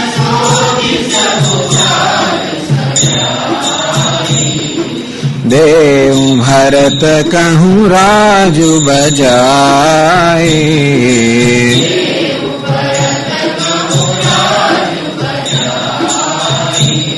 આમ અત્યંત વિનયથી દશરથા કહે છે કઈ કઈને જે મૂર્તિમંદ ક્રોધ છે, પ્રિયા વચન કસ કહસી કુભાતી, હે પ્રિયા આવા તું વચન કેમ કહે છે, કુભાતી આવી ખરાબ રીતે આવા વચન તું કેમ કહે છે, ભીર પ્રતીતિ પ્રીતિ કરી હાથી, આ તારા વચન કેવા છે જેમાં પ્રતીતિ, પ્રતીતિ વિશ્વાસ, વિશ્વાસનો ઘાત થવા વચન છે, પ્રીતિ પ્રેમ, ટૂંકમાં હું જોઉં છું કે તારા વચનની અંદર આ વિશ્વાસનો ભંગ થયેલો છે, પ્રેમનો પણ ભંગ થયેલો છે, રીતિનો પણ ભંગ થયો છે, રીતિ પ્રતીતિ પ્રેમ આ બધી વસ્તુઓનો જો ભંગ થાય એવો વચન તું આવી ખરાબ રીતે કેમ કહે છે, તો શી ભંગ, રીતિનો ભંગ થયો કે રીતિ તો એવી જ છે કે આ કોની અંદર એવી રીતિ છે કે હંમેશા જ્યેષ્ઠ પુત્રને રાજ્ય આપવામાં આવે, યાર તું એમ કહે કે ભરતને રાજ્ય આપવું છે એમ કરીને આ રાજની નીતિ જે છે કોની નીતિ એનો ભંગ થયા વચન તું બોલે છે, પ્રતીતિ એટલે વિશ્વાસ, વિશ્વાસનો ભંગ થયો, મેં તને વચન આપવાનું કહ્યું, એવી ક્યારેય કલ્પના નહોતી કે તું મારો પ્રાણ હરી લે એ પ્રકારનું વચન માંગશે, એવી તો મને ક્યારેય કલ્પના નહોતી, એ તો તને પર વિશ્વાસ રાખેલો કે તને મારા પર પ્રેમ છે, અને પ્રીતિ તને રામજી પર અત્યંત પ્રેમ છે, એવો વિશ્વાસથી કે ભરત કરતા પણ રામજી વધારે પ્રિય છે, એ પ્રકારના વિશ્વાસથી મેં તને આ વચન આપેલું, તને મારા પર અત્યંત પ્રીતિ છે એમ જાણીને વિશ્વાસ વચન આપેલું, અને તું આ રાજકોની રીતિ જાણે છે એમ જાણીને તને વચન આપેલું, મેં તને જયારે વચન આપ્યું કે તું વચન માંગી લે ત્યારે આ પ્રકારે સમજીને આપેલું, અને આ રીતે રીતિ પ્રીતિ અને વિશ્વાસ આ બધાનો ભંગ થાય એવા ખરાબ રીતે આ વચનો કેમ ઉચ્ચારે છે, તને શું થઈ ગયું છે મને સમજ નથી પડતી, રાજા સમજી શકતા નથી, તું એમ કહે છે, એને કહ્યું કે ભરત કે રાવર પૂતન હોય, કઈ કહ્યું કેમ ભરત કે આપનો પુત્ર નથી, કોણે કહ્યું ભરત મારો પુત્ર નથી, મોરે ભરત રામ દો આખી, હે કઈ કઈ આ ભરત ને રામ મારી બંને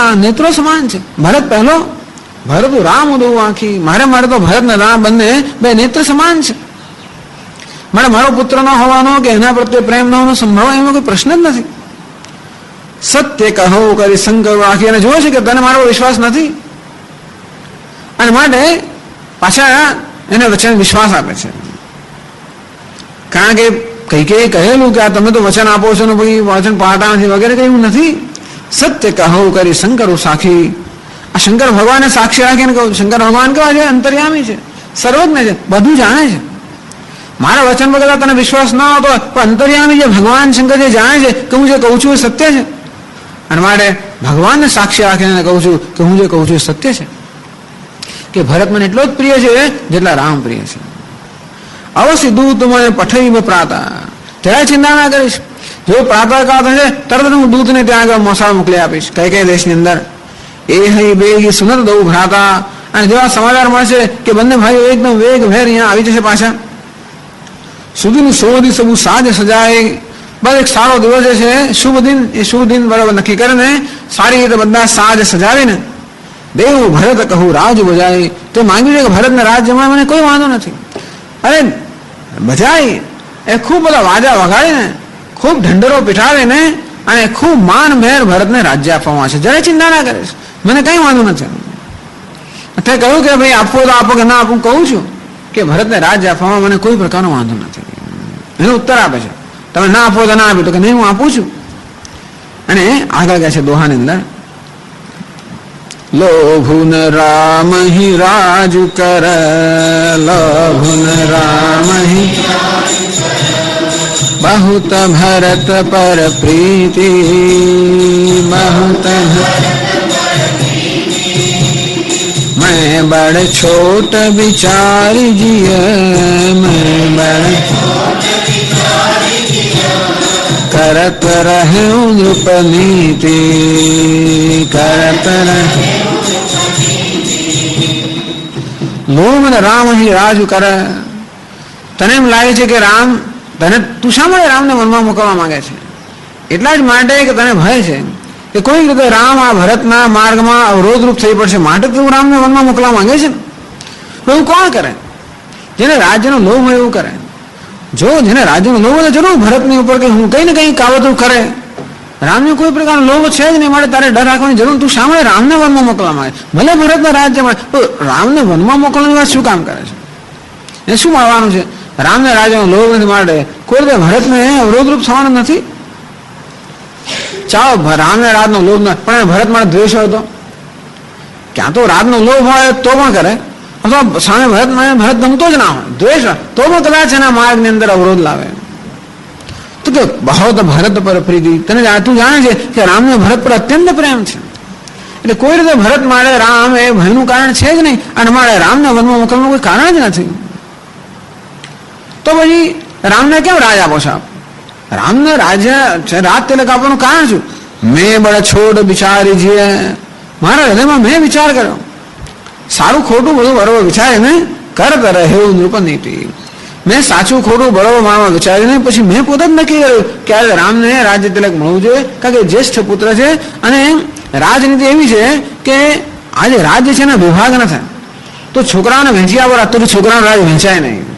રાજ્ય વહેંચી જો આપવામાં આવે તો પછી રાજ્ય રહે જ નહીં. એ છોકરાઓ અંદર અંદર કુસંબ થાય તો બધું નષ્ટ થઈ જાય. એટલે નીતિ એવી છે કે જ્યેષ્ઠ પુત્રોને રાજ્ય મળે, બાકીના દીકરાઓ છે એના ભાઈઓ એના સેવક બનીને રહે, એની સેવા કરે. આ જાતની નીતિ છે. અને એ વિચારીને મેં આ રીતે રામને રાજ્ય આપવાનું નક્કી કરેલું. નહીં કે ભરત માટે મને પ્રેમ નથી, માટે ભરત તો મારી આંખ સમાન જ છે, રામ જેટલા જ મને પ્રિય છે. કે છે આગળ, राम सपथ सत कहूं सुभाओ, राम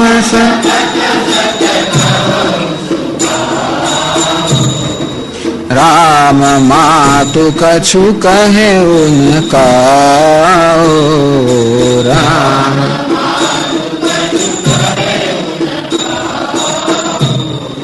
मैं सब कीन तो ही बिनु पीऊ छे, मैं सब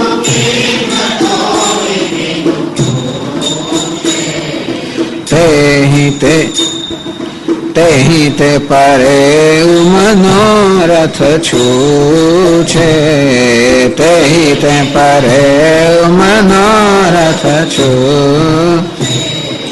ऋष परिहरु अब मंगल साजू, ऋष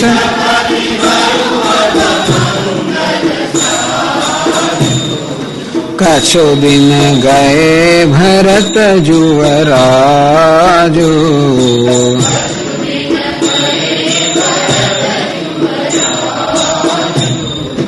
एक ही बात मोहि दुख लागा, एक ही बात मोहि दुख लागा, बर दूसर असमंजस मांगा,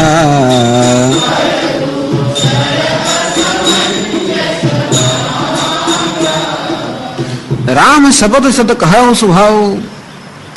तो દશરથ રાજા પોતાની જે નિષ્ઠા છે, પ્રામાણિકતા છે, સરળતા છે એ વિશે કહી રહ્યા છે કે આની પાસે કોઈ અમારો ઈરાદો હતો જ નહીં, અને તેથી રામને વનમાં મૂકવાની કોઈ આવશ્યકતા જ નથી. વળી તને એમ લાગતું હોય છે રામને, તો તને એમ લાગતું હોય કે કૌશલ્યને કહેવાથી કહ્યું છે રામ માં તું કશું કહ્યું ને કાવ. હું તને કહી દઉં છું, રામ શપથ સતત કહાવું સ્વભાવ. હું 100 રામની 100 શપથ ખાઈને, 100 એટલે અનેક અસંખ્ય રામના અસંખ્ય સોગંદ ખાઈને કહું છું કે કહાવું સ્વભાવ જે સાચું છે એ હું તને કહું છું, વસ્તુ એ પ્રમાણે તને કહું છું. હું કપટ કરતો નથી, જુઠ્ઠું બોલતો નથી. રામ માં તું કશું કહ્યું ને કાવું. રામની માતા એટલે કૌશલ્યા મને કહ્યું નથી એમ ના માનતી, કૌશલ્યાને કહેવાથી મેં આ બધું કર્યું છું.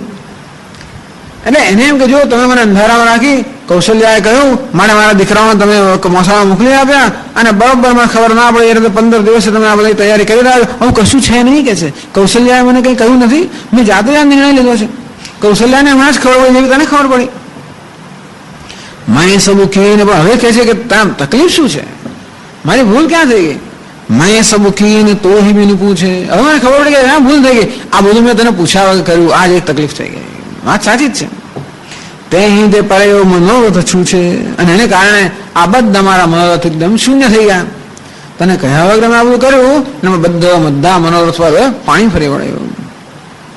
એટલે કહે છે રીસ પરિહરવું મંગલ સાજો. કહે છે કે હવે તું રીસ છોડી દે. હવે રીસ કરવાનું કારણ ને તને ક્રોધ કેમ આવ્યો છે? મેં કે ખોટું કર્યું હોય તો જુદી વાત છે. કોઈને પણ તારા વિશે કઈ મનમાં ખરાબ હતો એવું કઈ છે? કૌશલ્યાને કઈ નથી, રામજીને કઈ નથી, મને કઈ નથી. એટલે તને ક્રોધ કરવાનું કારણ નથી, તો તું ક્રોધથી બોલી રહી છે.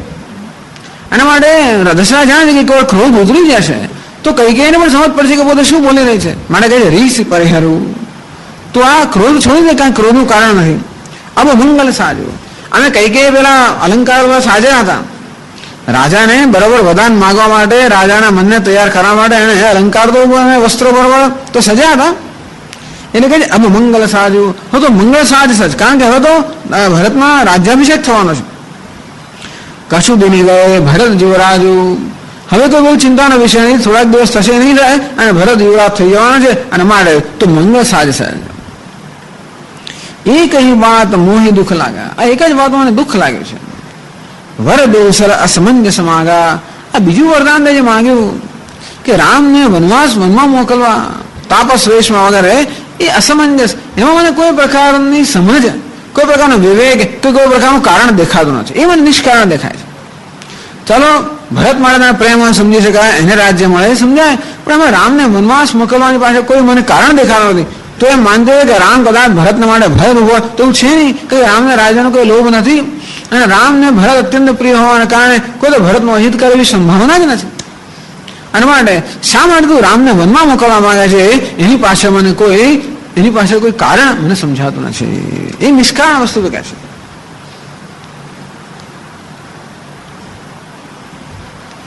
બીજું પણ એ કે ધારો કે વરદાન તને આપો, એમાં શું મળવાનું છે? રામને વનમાં મોકલવાથી તને કંઈ મળવાનું નથી. અને એટલું જ નહીં, પણ તું જાણે છે કે રામના વિયોગની અંદર હું તો મારો પ્રાણ ટકવાનો નથી. એટલે બીજું વરદાન તો એવું છે કે જેમ બધું ખરાબમાં ખરાબ જ થવાનું છે અને કશું સારું થવાનું નથી. કંઈક સારું થવાનું હોય તારા માટે તો પણ એનું કારણ સમજુ. આ બીજું વરદાન કેમ માંગ્યું એનું કારણ કોઈ સમજાતું નથી. એટલે કહે છે આગળ, અજહુ હૃદય જરત તેહી આછા. અજહુ હૃદય જરત તેહી ऋषि परिहास की साचे हूँ साचा.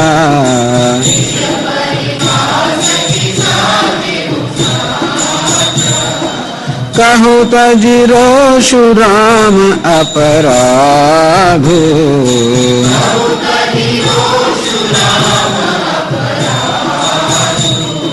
सब को कहे राम सुठी साधो.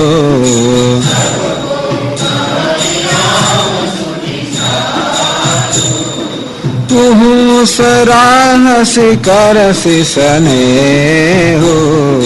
तुहु सराहसी करसी स्नेहो. अब सुनि मोहि भयउ संदेहो.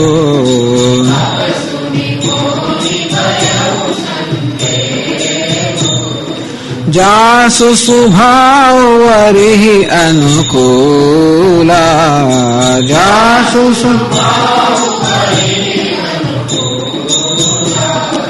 સૌખિમી કરિહિ માતુ પ્રતિકૂલા સૌખિમી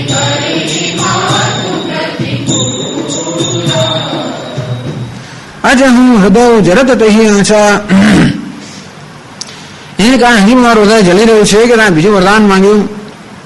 ઋષિ પરિહાસ કે સાચે હું સાચી દર્શન માની શકતા નથી. આ તો રિસ્માવીને બોલી રહી છે કે મારી મશ્કરી કરી રહી છે. રામને વનમાં મૂકવાનું કહે છે એ ખાલી ક્રોધમાં ક્રોધમાં બોલી રહી છે કે ખાલી મારી મશ્કરી કરી રહી છે કે સાચે હું સાચું સાચે સાચું છે. કદાચ તું ક્રોધમાં જ બોલી રહી હશે, કઈ ક્રોધ તને જન્મ્યો હશે કે કાં તો મશ્કરી કરી રહ્યો. ચલો ક્રોધ હોય તો ક્રોધ છોડી દેવાય, મશ્કરી તો મશ્કરીમાં મર્યાદા હોય કે સાચે સાચું કહી રહી છે. એમ સાચે સાચું કહી રહી હોય કહું તજરો શું રામ અપરાધું, તું સાચે સાચું કહી રહી હોય તેનું કારણ હોવું જોઈએ કે રામ પર આટલો ક્રોધ કેમ છે. શું રામે કે તારો કંઈ ખરાબ કર્યું છે, કંઈ અપરાધ કર્યો છે? શું રામે કોઈ અપરાધ કર્યો છે જેને કારણે તને આટલો ક્રોધ જન્મે છે? સબકો કહે રામ સુટી સાધુ, રામ તો અપરાધ કરી શકે એમ છે નહીં. બધા લોકો કહે છે રામ તો અત્યંત સાધુ છે, સજ્જન છે અને કોઈ અપરાધ કરે એમ નહીં, તો પછી એવો શું અપરાધ એને કરે? મને સમજ નથી પડતી. રામ જે ક્યારે અપરાધ ન કરતા હોય એ પ્રકારે નિરપરાધી અને સરળ અને સાધુ રીતે જાણીતા છે બધે, એને શું અપરાધ કર્યો જેના દંડ માટે તો એને વનમાં મોકલી રહ્યો છે? મને સમજમાં નથી આવતું. ખરેખર તો ક્રોધમાં કહી રહી છે કે સાચું સાચું કહી રહી છે? તું હું સરાહસી કરસી સનેહું, તું હું સરાહસી, તું પણ રામની પ્રશંસા કરતી હતી. કરસી સનેહું, તું પડે ને અત્યંત સ્નેહ કરતી હતી. અવસુની મોહી ભય સંદેહું, હવે તારા વચન સામેનો સંદેહ થાય છે કે ખરેખર તો એને પ્રેમ કરી રહી હતી કે શું હતું? તું એની પ્રશંસા કરતી હતી, રામને આટલો પ્રેમ કરતી હતી, હવે જયારે તું એમ કહે છે કે એને વનમાં મોકલી દો તો મને પોતાને સંદેહ થાય છે કે ખરેખર આ વસ્તુ સાચી હતી કે ભાઈ એવું શું થયું કે તારા સ્વમાં આટલું પરિવર્તન આવી ગયું? થયું શું? રામે અપરાધ કર્યો. રામ કેમ અપરાધ કરી શકે? જાસુ સ્વભાવ અરિહિ અનુકૂલા, જે ખરેખર પોતાના શત્રુઓનો અનુકૂળ સ્વભાવ છે. ટૂંકમાં એ શત્રુઓ પણ હિત ઈચ્છતા હોય, શત્રુઓ પણ જીતે એવું ઈચ્છતા હોય એવા રામજી છે. આ સારા જેનો સ્વભાવ શત્રુઓને પણ અનુકૂળ હોય. સો કિમી કરી માતુ પ્રતિકૂલા, એ પોતાની માતામાં પ્રતિકૂળ કરી શકે બની જ કેમ શકે? તો એની માતા છે અને કૌશલ્ય કરતા પણ તને વધારે પ્રેમ કરે છે, તું જાણે છે, તો પછી એવો શું અપરાધ કર્યો, એવું શું પ્રતિકૂળ કર્યું જે પોતાના શત્રુનું પણ પ્રતિકૂળ ના કરી શકે? અને એને શત્રુને અનુકૂળ હોય, એને પોતાને પ્રિય માતાનું શું પ્રતિકૂળ કર્યું જેને કારણે તને આટલો ક્રોધ જન્મ્યો, જેને કારણે તું એને વનમાં મોકલવાનો અપરાધનો દંડ દઈ રહી છે? આ શું થયું છે? મને સમજાય, મને લાગે મને સમજવા કે ભૂલ થઈ છે. હું તને બરોબર સમજુ છું કે તું મને બોલે કંઈક સમજવામાં ભૂલ થઈ, ક્યાંક ગડબડ લાગે છે, સમજ નથી પડતી મને. ક્યાં છે દોહામાં? પ્રિયા સરિસ પરિહરહિ પ્રિયા માંગ વિચારી વિવેકો માંગ જેહી દેખો અબ નયન ભરી જેહી દેખો અબ ભરત રાજ અભિષેકો ભરત પ્રિયા હા સરિસ પરિહરહિ, હે પ્રિયા, હજી પણ પ્રિયા કહે છે, હા સરિસ પરિહરહુ, તો તું ખરેખર મજાકમાં કહેતી હોય કે ક્રોધમાં કહેતી હોય, જે કમાય તે. આ ક્રોધમાં બોલાવે તો ક્રોધ અને મજાકમાં તો મજાક. હવે તું છોડી દે. ટૂંકમાં ક્રોધમાં જે બોલાય એ પણ એનું પણ અનુસરણ ન થવું જોઈએ, અથવા એને પણ આચરણ ન મૂકવું જોઈએ. અને જે મશ્કરીમાં બોલાતો એને પણ આચરણ ન મૂકવું જોઈએ, ન મુકાય. અને ક્રોધમાં અને મશ્કરીમાં માણસો અયુક્ત બોલે એ પણ સમજાયું છે. એટલે એવું લાગે છે કે તું ક્રોધ કે કઈ મજાક બોલી રહી છે, જે હોય તો તું છોડી દે. માંગ વિચારી વિવેકોને, જે માંગે તે વિવેક વિચારીને માંગ, વિવેકપૂર્વક વિચારીને માંગ. આમાં વિચાર મને જણાતો નથી, કોઈ વિવેક આમાં જણાતો નથી. કેમ રામને તું વનમાં મોકલવા માંગે છે? અને જો તું રામને વનમાં મોકલવા માટે આગ્રહ રાખશે જ તો એ શું થશે? જેહી દેખો અબ નયન ભરી ભરત રાજ અભિષેકો, તું જરા વિવેકથી વિચારપૂર્વક કરીને વિવેકપૂર્વક માંગ તો જ ભરતનો રાજ્યાભિષેક છે એને મારી આંખો ભરીને જોઈ શકીશ. ટૂંકમાં ભરતનો રાજ્યાભિષેક જોઈને મારી આંખો ઠરશે. ક્યારે થશે? જો તું બીજું વચન નહીં માંગે તો એમાં ફેરફાર કરશે જો તારા બીજા વચન માંગવામાં તો અમે હઠ રાખીશ તો મારો પ્રાણ જતો જ રહેવાનો. રામ જશે એટલે મારો પ્રાણ જતો જ રહેવાનો છે. અને પ્રાણ જતો રહેશે ભરતનો રાજ્યાભિષેક જોવા મળે હાજર નહીં હોઉં.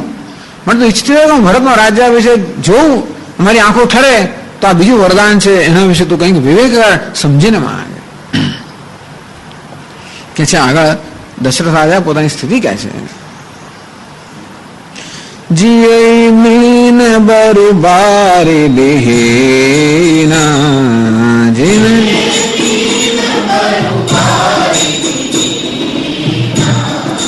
મને બેનું ફની કુજી દુઃખ દેના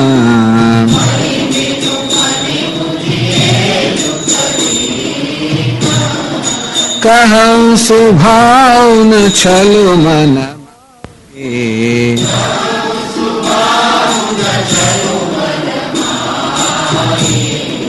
જીવન મોર રામ બિનુ નાહી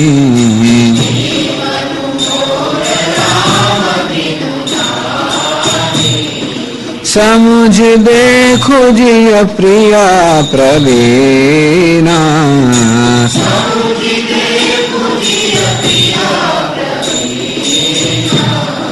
જીવન રામ દરસ આધીના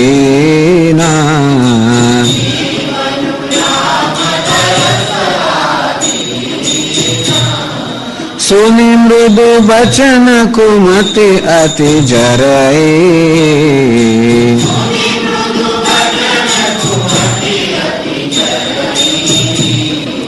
મનહુ અનલ આહુતિ ઘૃત પરય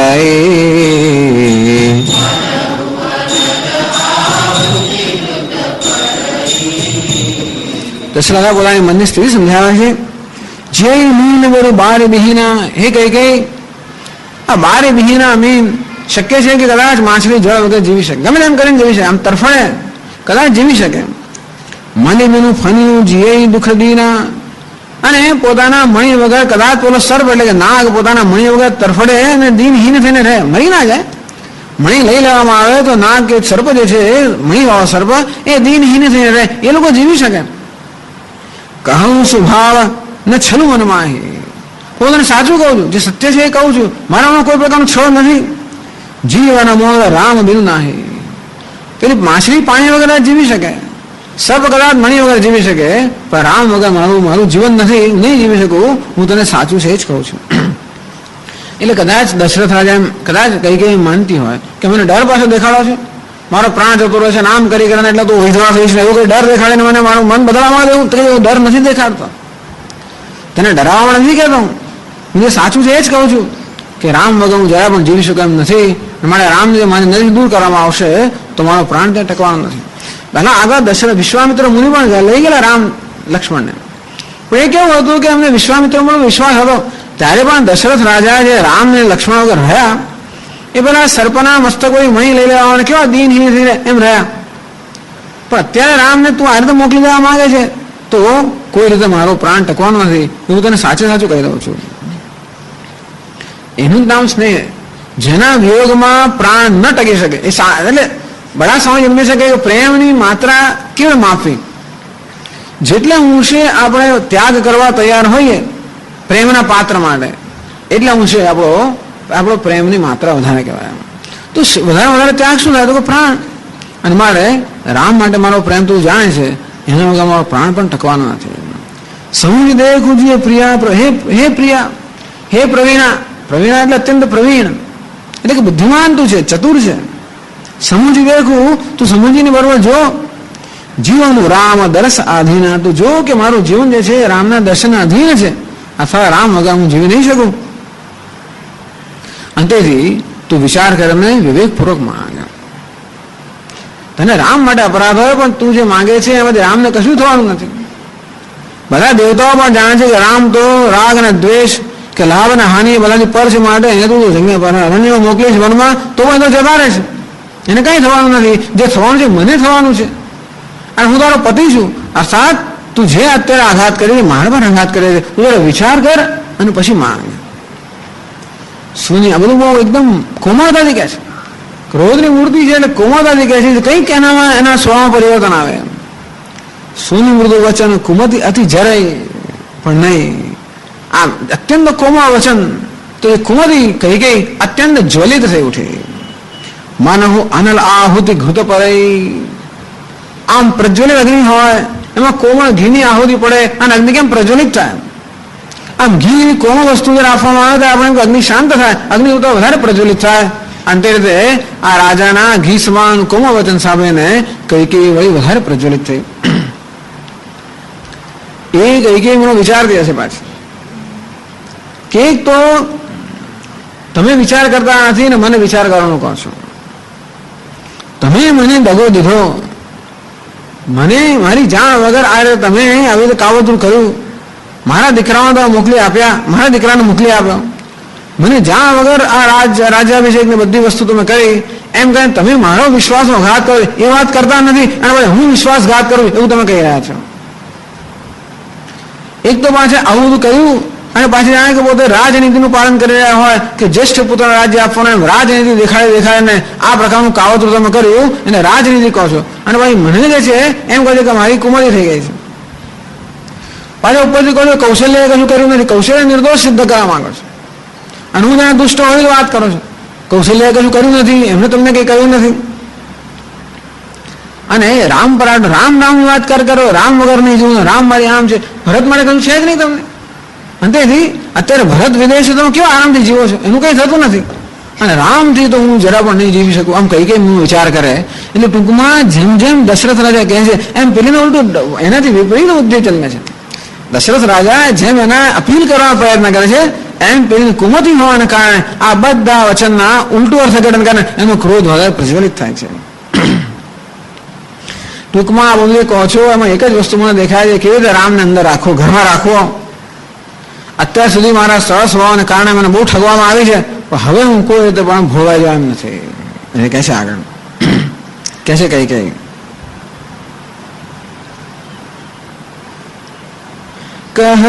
કરહુ કિન કોટી ઉપાયા કર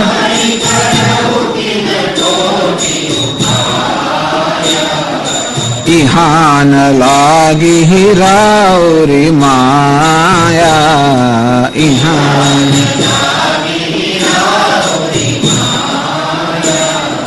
દેહુ કે લેહુ અજસુ કરી નાહી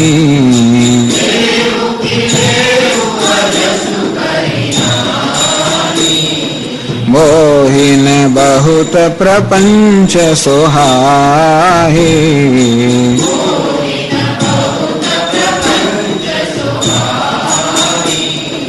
રામ સાધુ તુમ સાધુ સયાને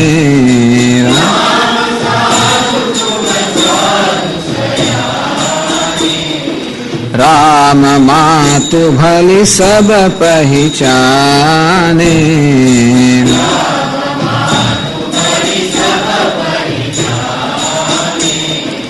जस कौशिला मोर भलता का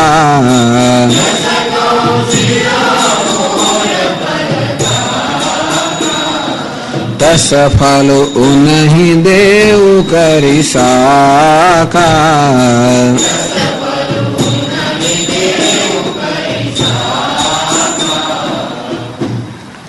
એટલે કઈ કઈ કહે છે કહે કરો કે કોટી ઉપાયા ગમે તે કરોડ ઉપાય કરો જાત જાત રીતે મને તમે સમજાવવાનો પ્રયત્ન કરો ખોટી રીતે યહાં લાગે રાવરી માં અહીંયા આપની માયા આપનો કવટ કામ લાગવાનું નથી દેવ કે લેવું અજસુ ક્યાં તો વરદાન આપો કે અપયશ ગ્રહણ કરો કરી નાહી આપ અજસુ કરી નાહી મોહિને બહુ પ્રપંચ સુહાય હવે આ તો છોડી દો હવે બહુ લાવો પ્રપંચ મને સારો નથી લાગતો અને માટે તમારે આગળ કહેવાની જરૂર નથી કરોડો તમને કહે છે તો પણ તમારી માહિતી કોઈ તો ઠગાવવાની નથી અને માટે તમે તો એક હવે આગળ વાત કર્યા વગર એક વસ્તુ નક્કી કરો કે બીજો વરદાન આપવું છે કે નથી આપવું ચાલો હા પાડી દો કે ના પાડી દો ના પાડી દો તો અપયશ ગ્રહણ કરો પણ આગળ આ બધી બહુ પ્રપંચ રચવાની જરૂર નથી મેં શું પ્રપંચ રચ્યો રામ સાધુ રામ મારો સાધુ છે તમે સાધુ સયા ને તમે મોટાથી વધારે મારા સાધુ છો રામ માં તો ભલી, અને રામની માતા છે કૌશલ્યા તો અત્યંત ભલી છે.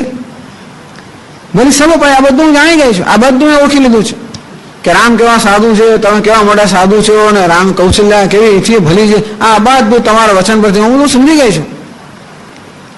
એટલે આવું તો પ્રપંચ કરવાની કોઈ જરૂર નથી.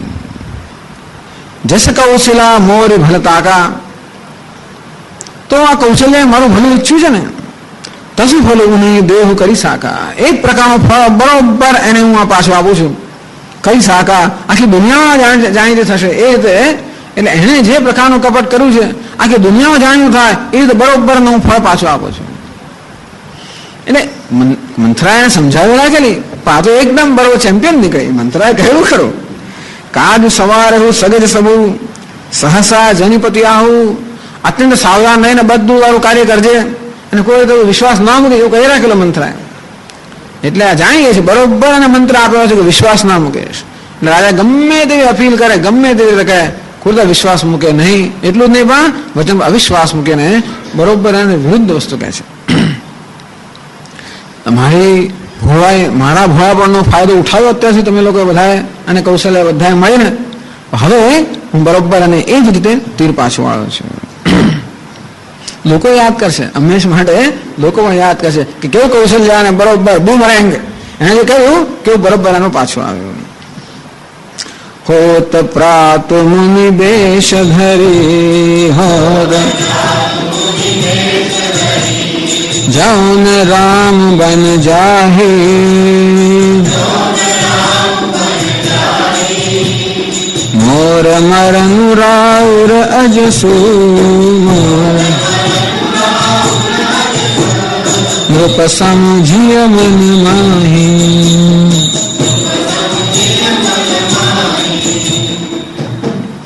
એક જ વસ્તુ મને જોઈએ, હોદ પ્રાત મુનિ વેશ ધરી, પ્રાતઃકાળ થાય એટલે મુનિ વેશ ધારણ કરીને જૌન રામ બન જાહી, પ્રાતઃકાળ થયો તાપસનો વેશ ધારણ કરીને જો રામ વનમાં ન જાય.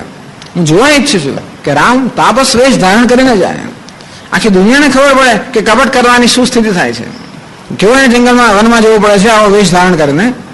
અને હું ઈચ્છું છું કે કૌશલ્ય જુએ એના દીકરાના આ રીતે, એટલે ખબર પડે એને પણ કે કપટ કરવાથી શું પરિણામ આવે છે, અને એ કેવી રીતે કૌશલ્યમાં બરોબર જુએ. તમે એમ કહો છો કે રામના વગર તમે નહીં જીવી શકો, રામના વિના તમે નહીં જીવી શકો. હું તમને કહી રાખું છું, મોર મરણ, જો કાલે સવારે રામ જો વનમાં ન ગયા, મોર મરણ હું જીવવાની નથી. બસ તો તમે સ્વીકારી લો, રાવ રજસુ, આખી દુનિયામાં તમારો અપયશ ફેલાઈ જશે. મૂળ સમજ્ય મનમાં તો મને સમજાવવાનું કહો છો, હે રાજા આ બરોબર સમજી લો, તમારો પ્રાણ તો જતા જ હશે, પણ જો કાલ સવારના પરમાં રામ વનમાં ન ગયા તો મારો પ્રાણ ટકવાનો નથી, અને આખી દુનિયામાં તમારો અપયશ થવાનો છે. માટે તમે પોતે સમજી લો મનની અંદર. એટલે છેલ્લી પાટલી સુધી આવી ગઈ. અત્યારથી પેલા બિચારા પ્રિયા અને પ્રાણ પ્રિયા અને પરિણા જાત જાતના વચનો કહે છે, અને કહે ન પણ, અને અહીંયા એ બધું ભૂલી અજવા દીધું. આજે એ બધા સન્માન હોદ માણા તો મુનિ વેશ ધરી જૌન રામ બન જાહી, મોર મન રાવ રજસુ નૃપ સમજે મનમાં. હે રાજા મનમાં સમજી લો કે આ પ્રમાણે થશે.